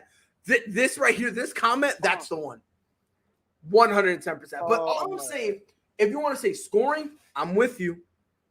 But I don't know. That's just me.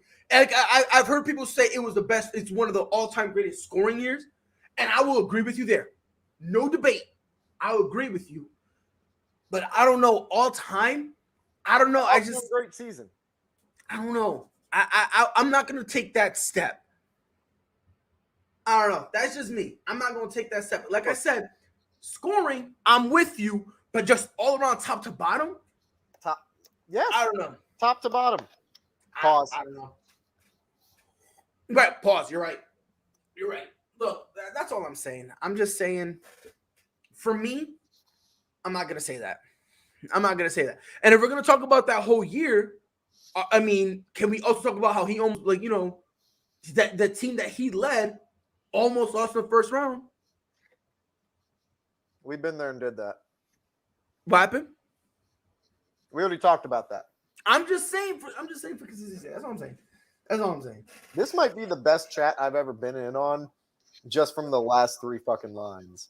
Bro, I'm telling you, dog. Chris Bosh. And it's good. Chris Bosh's neck is Geodude's arm. Did y'all know that? Jesus Christ, man. Dude, he's got a freaking, oh my God, bro. His neck is weird. God bless him, though. It always looks like it's broken. Because, like, the way it, like, sticks out like this, like, it looks like it's just always broken. Like, oh my God. Yeah, it looks like it's uncomfortable. Constantly. It looks like he's just constantly, just in constant, like, I don't know how he sleeps at night. Pause. Like he's got to lay on his side because like if he does it on his head, that's like Who no neck support. Who doesn't lay on their side or sleep on their side? I sleep on my side. I start on my back, pause, roll over to my stomach, pause, and then whatever happens, happens. Pause. Executor, I hate this chat so much. I hate this chat so much. Oh my God. Sponsored by Viagra, OnlyFans.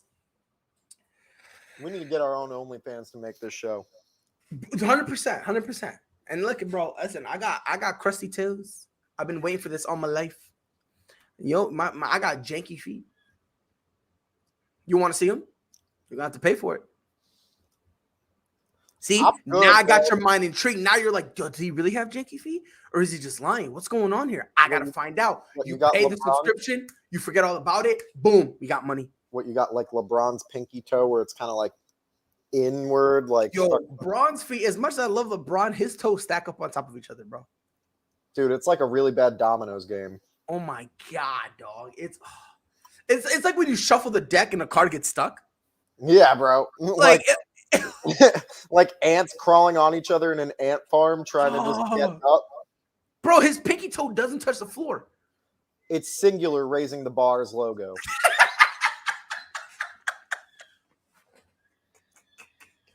Yo, no way. Yo. Oh, I can't. Yo, what time is it? It's 10:25. Please, chat, send us more Chris Bosch. Please. We'd love to see it. Please. I'm all here for that. I just can't believe. Matter of fact, since I have you here, do you have some time? Sure. You got time? Freddie's gonna yell at me for this because he's gonna be like, "Oh my God, you're doing too much," and I don't care. Explain to me, as a professional, LeBron's toes are like Jack in the Box curly fries. Oh, bro. That just makes me think of like the woman with the world's longest nails. And he's bro! Like, no. Back to Bosch again, bro. Chris Bosh is the last remaining cast member from the Land Before Time. Wait, what show was it?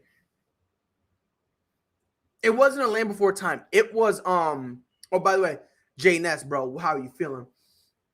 It was like kind of like a live action dinosaur movie or dinosaur show where they put the costumes on them. Oh yeah, and like the last episode, yes, with the meteor.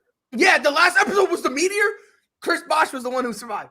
Swear to God, Chris Bosh survived that meteor. I cannot remember the name of that show. My life was his autobiography, bro.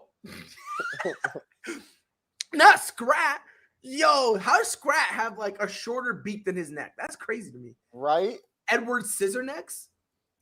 I feel like I feel like 100% the way if he goes like this enough, pause, he'll cut something because of how his neck is bent. No, just bend back and he'll be able to bite down the apple from the tree. 100% he's got an extendo neck. 110%.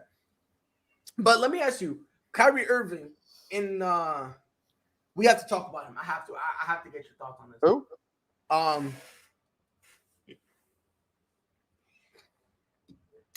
I got you. Mr. No Name. How did you enjoy his tenure in Boston? If I can sum it up in one word, 2 words. A tumultuous letdown.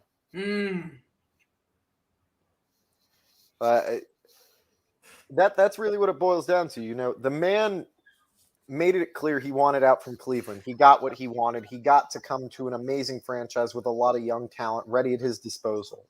Yep. He made it clear that he wanted to be a part of the Celtics in those pre-game pressers with kids saying he wanted to re-sign. And I'm all for a man who's playing a sport to be able to play in his home state, especially if it's his home city. Like, I will never have an issue with that. It's the way that it went down, though. And I know that the media had a ton to do with how they were portraying him, especially because we're not hearing it from the man's mouth, so we're only left to interpret through the media, right? Which makes it an issue. But the fact that he didn't address us outright, the way that it went down and he went about it, it's the same feeling that I get from Ray Allen going to Miami, which I've forgotten at this point. But it's the same feeling. It's you went behind us and did all these things, yet if you had just been open and upfront, we wouldn't have had an issue. And granted, Ray's was different because of the personal issues, but Jesus Christ, man.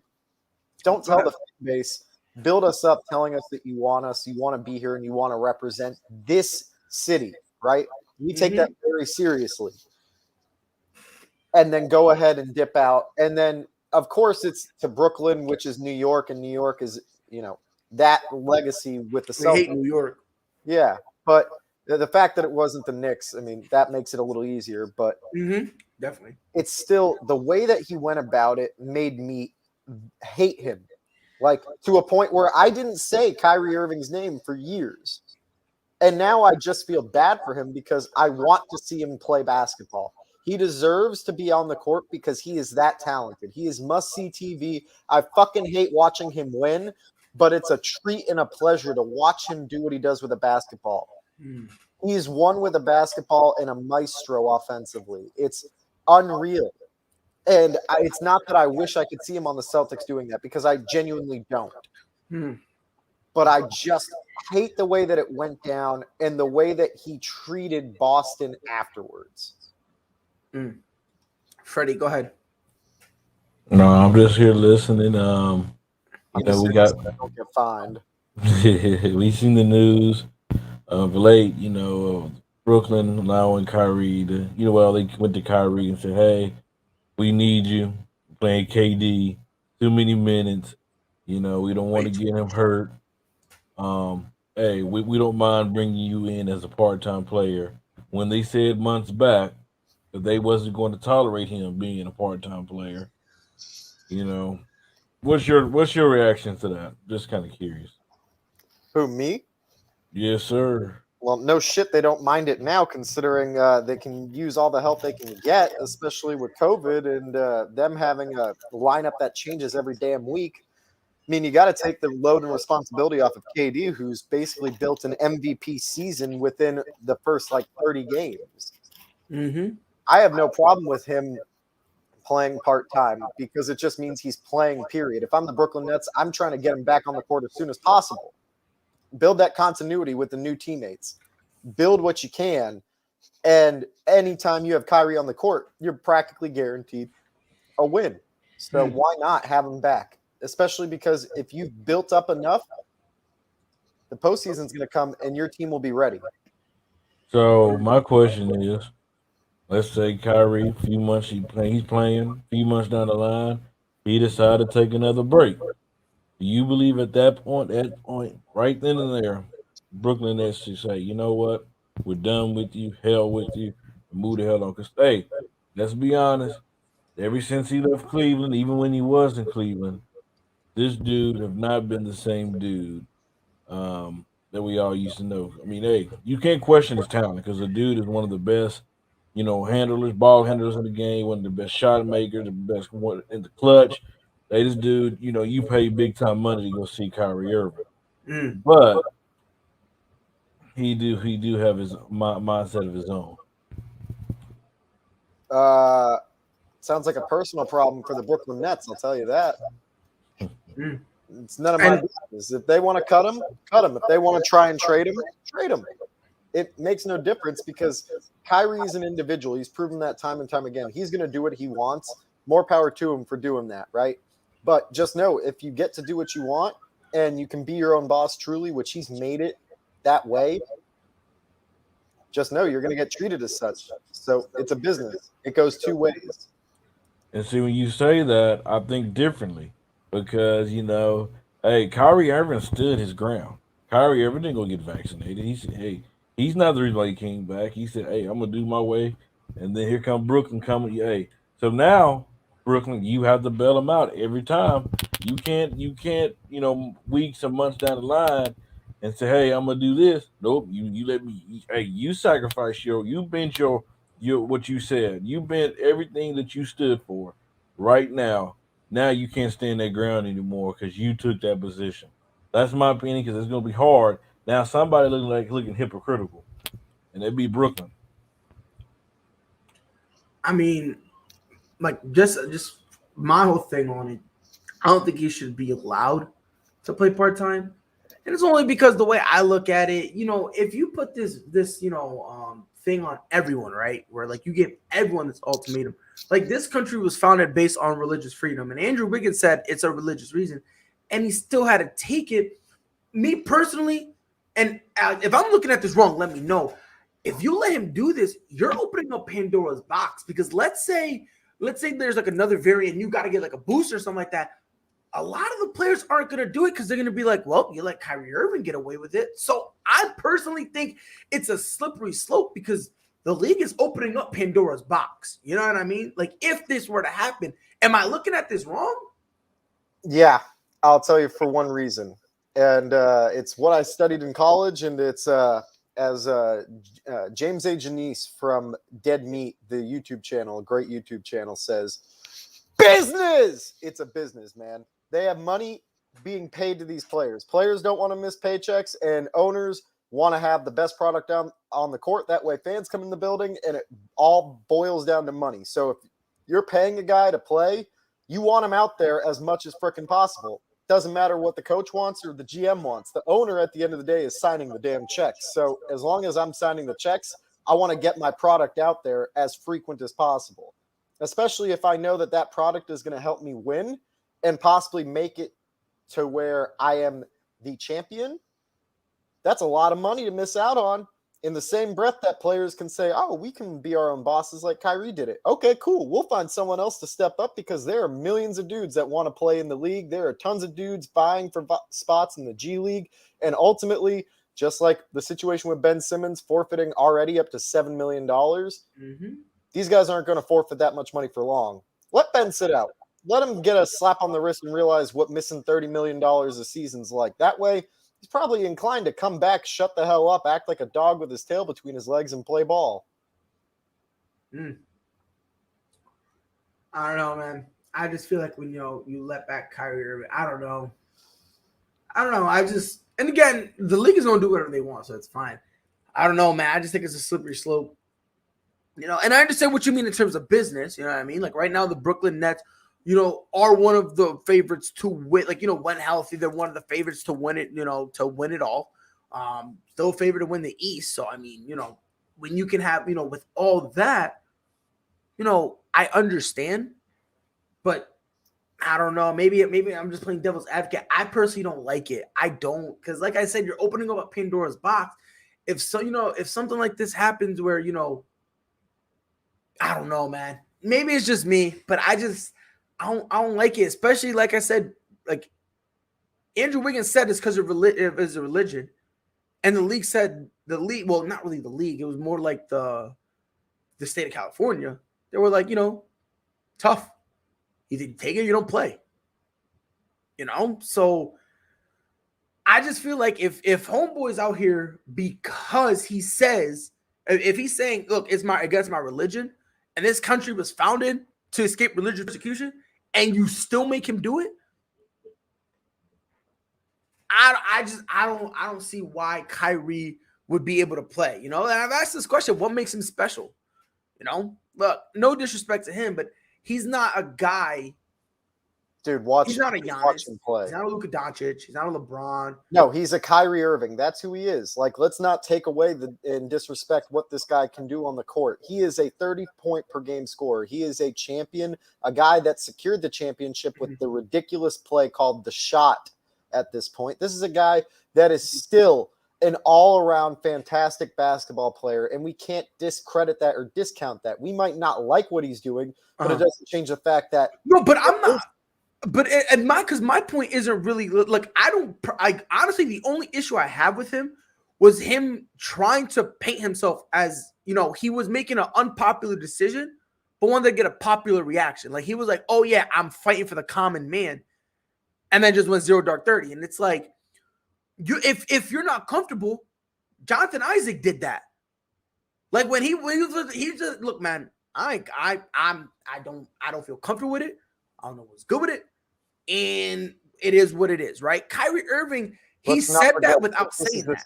Let's not forget that this is the same Jonathan Isaac who chose to be the only member of the Orlando Magic to stand during the national anthem during the protests. Which again is questionable. Hold on. Projects like to make issues, man. He's like the Rain Man of terrible points.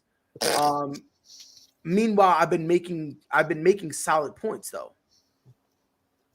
I mean, I've been making solid points. Now, if you can't see that, you might need some glasses. Ask Frey to borrow his. And if you can't hear that, they've got hearing aids. I don't know what to tell you. I'm making solid points. Now, whether or not you agree with me, that's your prerogative. It's your prerogative. All I'm saying, for the sake of everything, if you're for, and again, if Kyrie Irving, that's the only issue I have with him. You know what I mean? He says, best point was your wife being the boss. Yeah, she is. wait, was that the punchline? No, look at the comment above it. When I've been watching for 3 hours and all I heard was chump change. Well, I mean, if it's that bad, I mean, if you're watching on your computer, on your monitor, on the top right hand corner, there's an X mark, right? Hit that, and you don't got to listen to me anymore. I mean, there's the thing. If it's really that bad, again, I've been making legit points. Now, whether or not if you agree with me, it's your prerogative.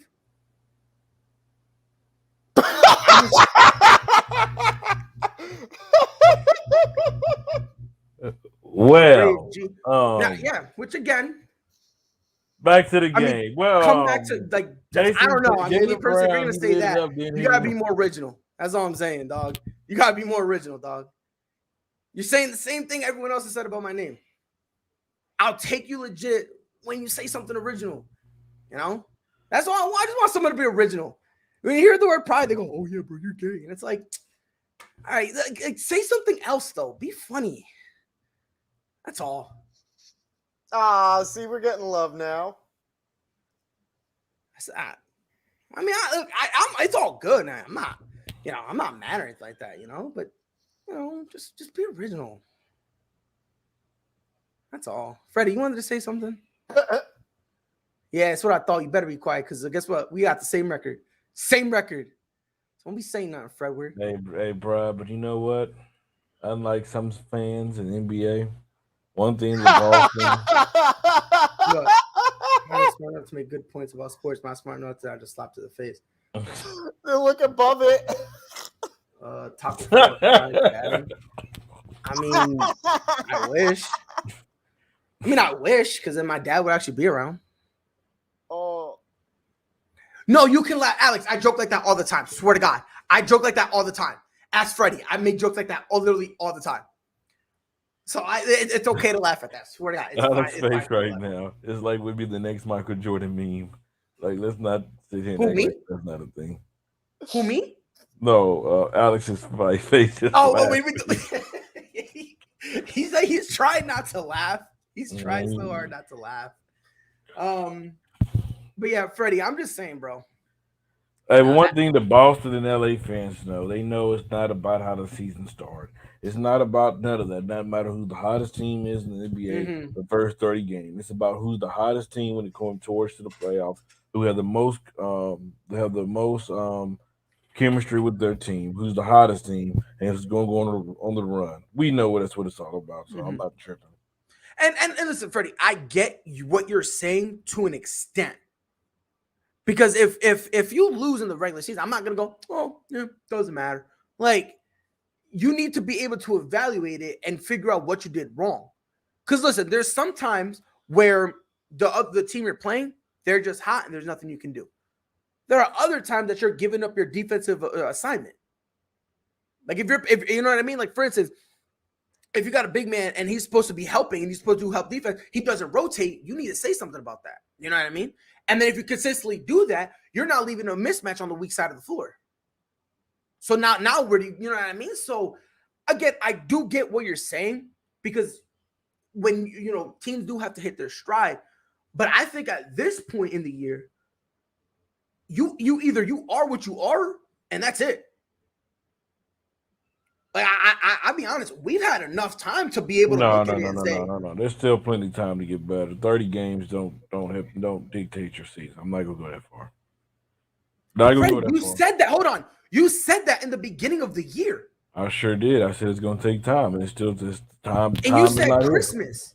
Well, You and we I need both said around Christmas Day we'd be able to figure a it out. lot of things have changed since then. I don't know, man. A lot of things have changed since Christmas.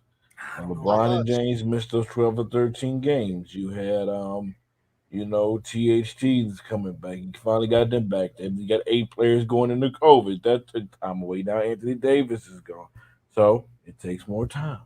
So by trade deadline, a little bit, around in that time period, we should know what this team is about. That's all I'm gonna say. I'm not gonna argue with And that. I understand that, but Freddie, you I got to don't figure want it to out get the before the fanboys trade in the deadline. comments to start rolling. We got a couple. You know who the fanboys are. You know who the fanboys are. No, Freddie, look, all I'm saying, One still missing, by the way. I understand Pride in being the fanboy. God damn. Get it? Well, No, I'm a LeBron fan. I would say that. no. There's 2 Phoenix Suns fans that are fanboys. That hey, Alex, have you ever met somebody who finally came out the basement and they start feeling themselves a little bit, and they just get a little too cocky? Literally, that's Atlanta Phoenix. Hawks fans in 2016. Well, they're Phoenix Suns fans as well. They finally had their little wet moment after being in the basement forever, and now they think they can teach you about basketball. Think you can teach you, give you expectations of how to win, but they haven't won nothing. Hey, wait, did Steve Nash or Charles Barkley win a title? I don't remember. No. Phoenix. Yeah. So yeah, we got a couple fanboys here. So but Alex, here's the thing. And again, I'm not a Lakers fan, and I'm not a Suns fan. What happens is the Suns win. This is how it's been, right? The Suns win, and then they want to relish in their victory, which is fine. But then instead of saying we won, hell of a game by everybody, they make backhanded remarks. So they'll go, oh yeah, we're shooting horrible and we're still winning. And it's like, you're now inviting Freddie, who's already confrontational as is. You're now inviting him to say something. And then there's one of them in particular. I to this day, I still don't know his name. We hit him with nothing but facts. And he said things got personal. I've never in my life been so confused. Uh-oh. But I don't know who it was. We done woken one up. We look at the comments. Who? We woken one up. Look at the comments. Trade Westbrook to Boston for Smart. That's not smart.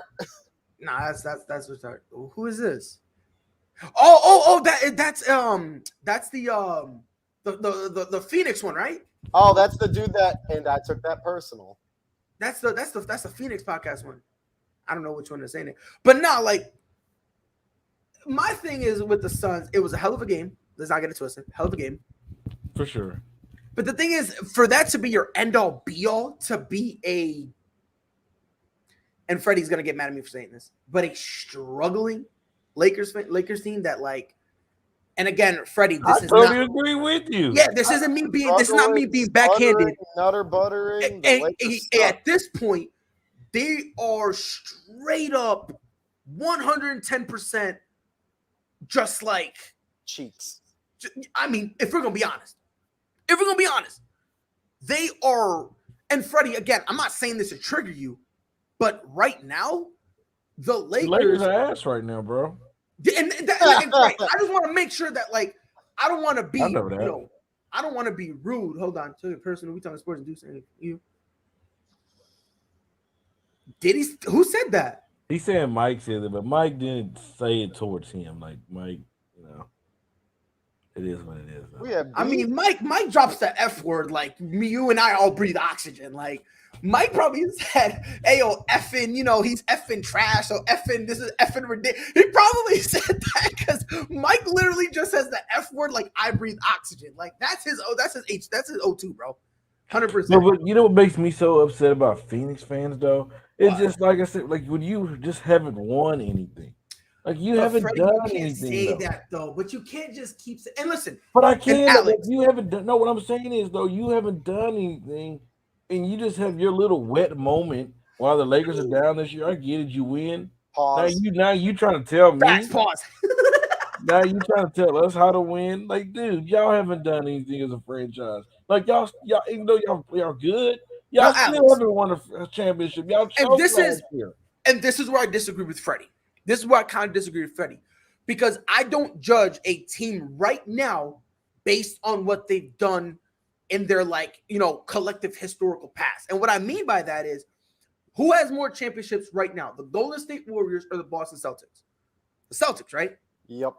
Does that mean the Celtics are better right now than the Golden State Warriors? 100%. No, not even close. You know what I mean? And that's what Freddie tries to do. He goes, No, what I'm saying is go ahead, Freddie. they don't have the right to try to tell Lakers. It's like saying, listen, it's like saying, I'm trying to think of the Orlando No, what team in the East haven't won a championship? The Chicago? Because Chicago been struggling for a minute. Well, no, not Chicago. Let's say the Hornets. Okay. Hey, Boston, this is what you do to win. This is what you do to. What the hell are you? You can't tell me how to win, like, bro. But how are they playing though? But how are they You've been playing? in the basement. You don't have that right. But are they better than us? Huh? Are they better than us? But when it comes to winning championships, you know how to win that. It's Boston. Because why? How many do y'all have? We can't say that. Yes, you can. How many do you have? Because the last time Alex, we won was 08, and the last time we got? been was 2010. Ever since then, we haven't been there. So you can't sit there and say, because we won. Yo, Alex. He's counting. Hold on, Prime. Go ahead. 17, that's right. Okay. So And you listen, so a team that have 0 can teach you how to win 17 of them. And but how are they playing? And on top of that, we also need to take into consideration that the fact that the Pelicans are a much younger team than the Boston Celtics. We're not going to go there. You mean my point is Lakers South. Lakers South. My point is, this is my point. Like, you can't sit there and say, "Oh yeah." Was it in the NBA? I've coached a championship team and won. Personally, I did that. Has anyone here actually coached a championship? I won one. In the NBA. I won one. Has anyone here coached in a game and adjusted to adjustments, drawn up game-winning plays? Is it in all I want to know? Hold on. But what's the point you're trying to make?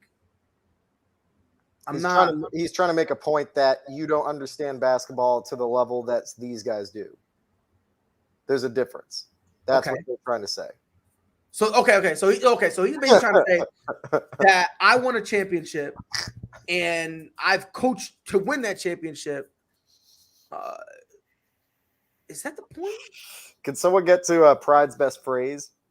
Oh, my point is. Yeah. Well, yeah, I mean, if no one's listening. That's Phoenix Suns fans, man. They think they be knowing stuff, but they don't. Don't tell me I don't understand how to make. You watch games, I coach. Okay, and what NBA team you coach? Hold on, Freddie. Fam, if you coach. See, this is what frustrates me. Because we always say, what is the step under the NBA level or NFL level, college, right? And we always say that it doesn't translate from college. Like Nick Saban is one of the greatest college head coaches ever, right? And it's not going to get wild. That promise is not going to get wild. But for this, Nick Saban is one of the greatest college coaches in the history of the game, and he just wasn't successful in the NFL. What level are you coaching?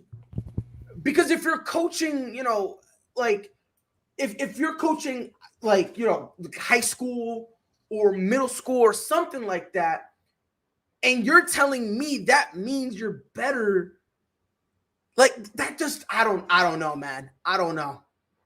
Maybe it's just me. I don't know. I just don't. When people say you watch games, I coach. I mean, yeah, and I played Madden one time and I had to make adjustments. Does that mean like I'm an all-time? I just don't. I don't know. Did you really just try to use Madden as an example, bro? When people tell me that they've coached and I ask them when, and you tell me high school or lower, that's the equivalent. No, that is you are all right, bro. I gotta say it. You're dumb for saying that. Like I'm just How? telling you outright. That is No, so explain dumb. though. Explain how I'm done, please. Just because you get an automated playbook with simulations and machines who are dedicated to fulfilling those commands is not the same as trying to coach youth and get them in the right mindset to understand how to play a game like a team and build the camaraderie. That is so different. That is so different.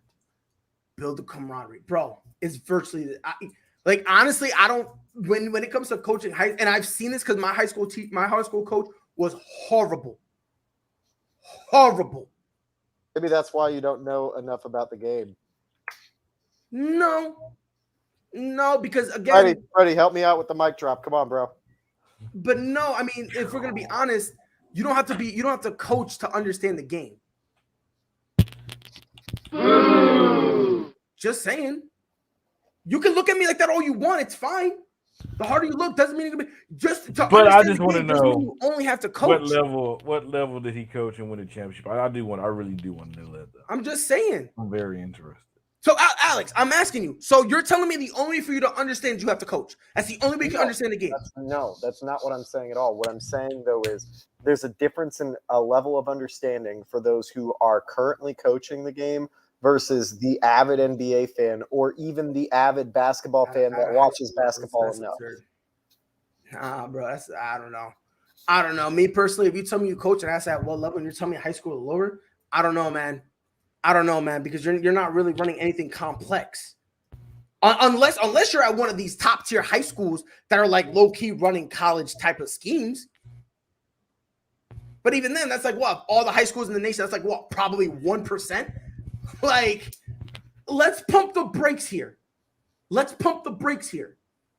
Like, if you coach at a high school level more times, like, let's stop acting like, oh yeah, I'm a head coach. Like, and if I ask you what head coach and you're doing it at your local high school, like, are we serious now? I don't even know what to say, Freddie. I think I'm just kind of miffed as to like how bad of a take that is. I don't think it's that bad. I don't think so. Because if you're telling me, oh yeah, if you coach high school, again, what complex schematics are you running at the high school level? I am asking. You're building the playbook. You're not running. Okay, but you need to build a playbook for people who they themselves don't fully understand the game. So I now ask, what complex schematics are you running at the high school level? I am asking. The fact that you're teaching the game, you have better insight than most people who are going to watch the game, just in general. I will say this. I'm gonna just say this. Yes, when you coach a lower level, when you talk about high school, middle school, it is harder than it's harder in terms of getting kids motivated, teaching them plays, and that type of level stuff. But when it comes to but I will say this: you don't have to play nor coach. You can be a regular Joe Blow, and if you study the game, you can also analyze and you can debate sports as well. So even though it makes you a coach, and that don't make a non-coach less smart. No, it doesn't make them lower. Agreed. So, but it does mean that those people who are coaching do happen to have more insight than the average fans that talk about the game. I don't think so. At a high school level, I don't think so. If you want to say college and up, sure. At high school level, I don't know. I can't necessarily agree with that because, like Freddie said, anyone can. And prime example is like Victor. He's a coach. It's like his mindset and our mindset is a lot different. Like we might say something, but then he come out and say something, and he breaking it down in X's and O's because he's looking at it at a coach's perspective. So I mean, there is a difference for certain folks. Just depend on how engaged you are in studying the game. So, but I don't know. Alex got to run, so let's go ahead and I'll go ahead and wrap it up. All I'm saying is there's just different levels to it. That's all I'm saying. But I guess different levels to bad takes too, and he's taking pride in his bad takes. And more power to you, baby. And that's fine. To each their own. Do me a favor. The next NFL coach, let me know if he came from a high school. I'll be waiting. But it's been Pride on behalf of Alex and Fredward. We'll see you on the next one. Be safe. Whole sports, all plays. Whole sports, all plays. Whole sports, all plays. 365, we making a place. We talking the game, get you through the days. We're out in the court, the dime in the lane. Variety topics, living the same. All presentation, sports information. Hitting the airways, taking the nation. Sport all places, working your face.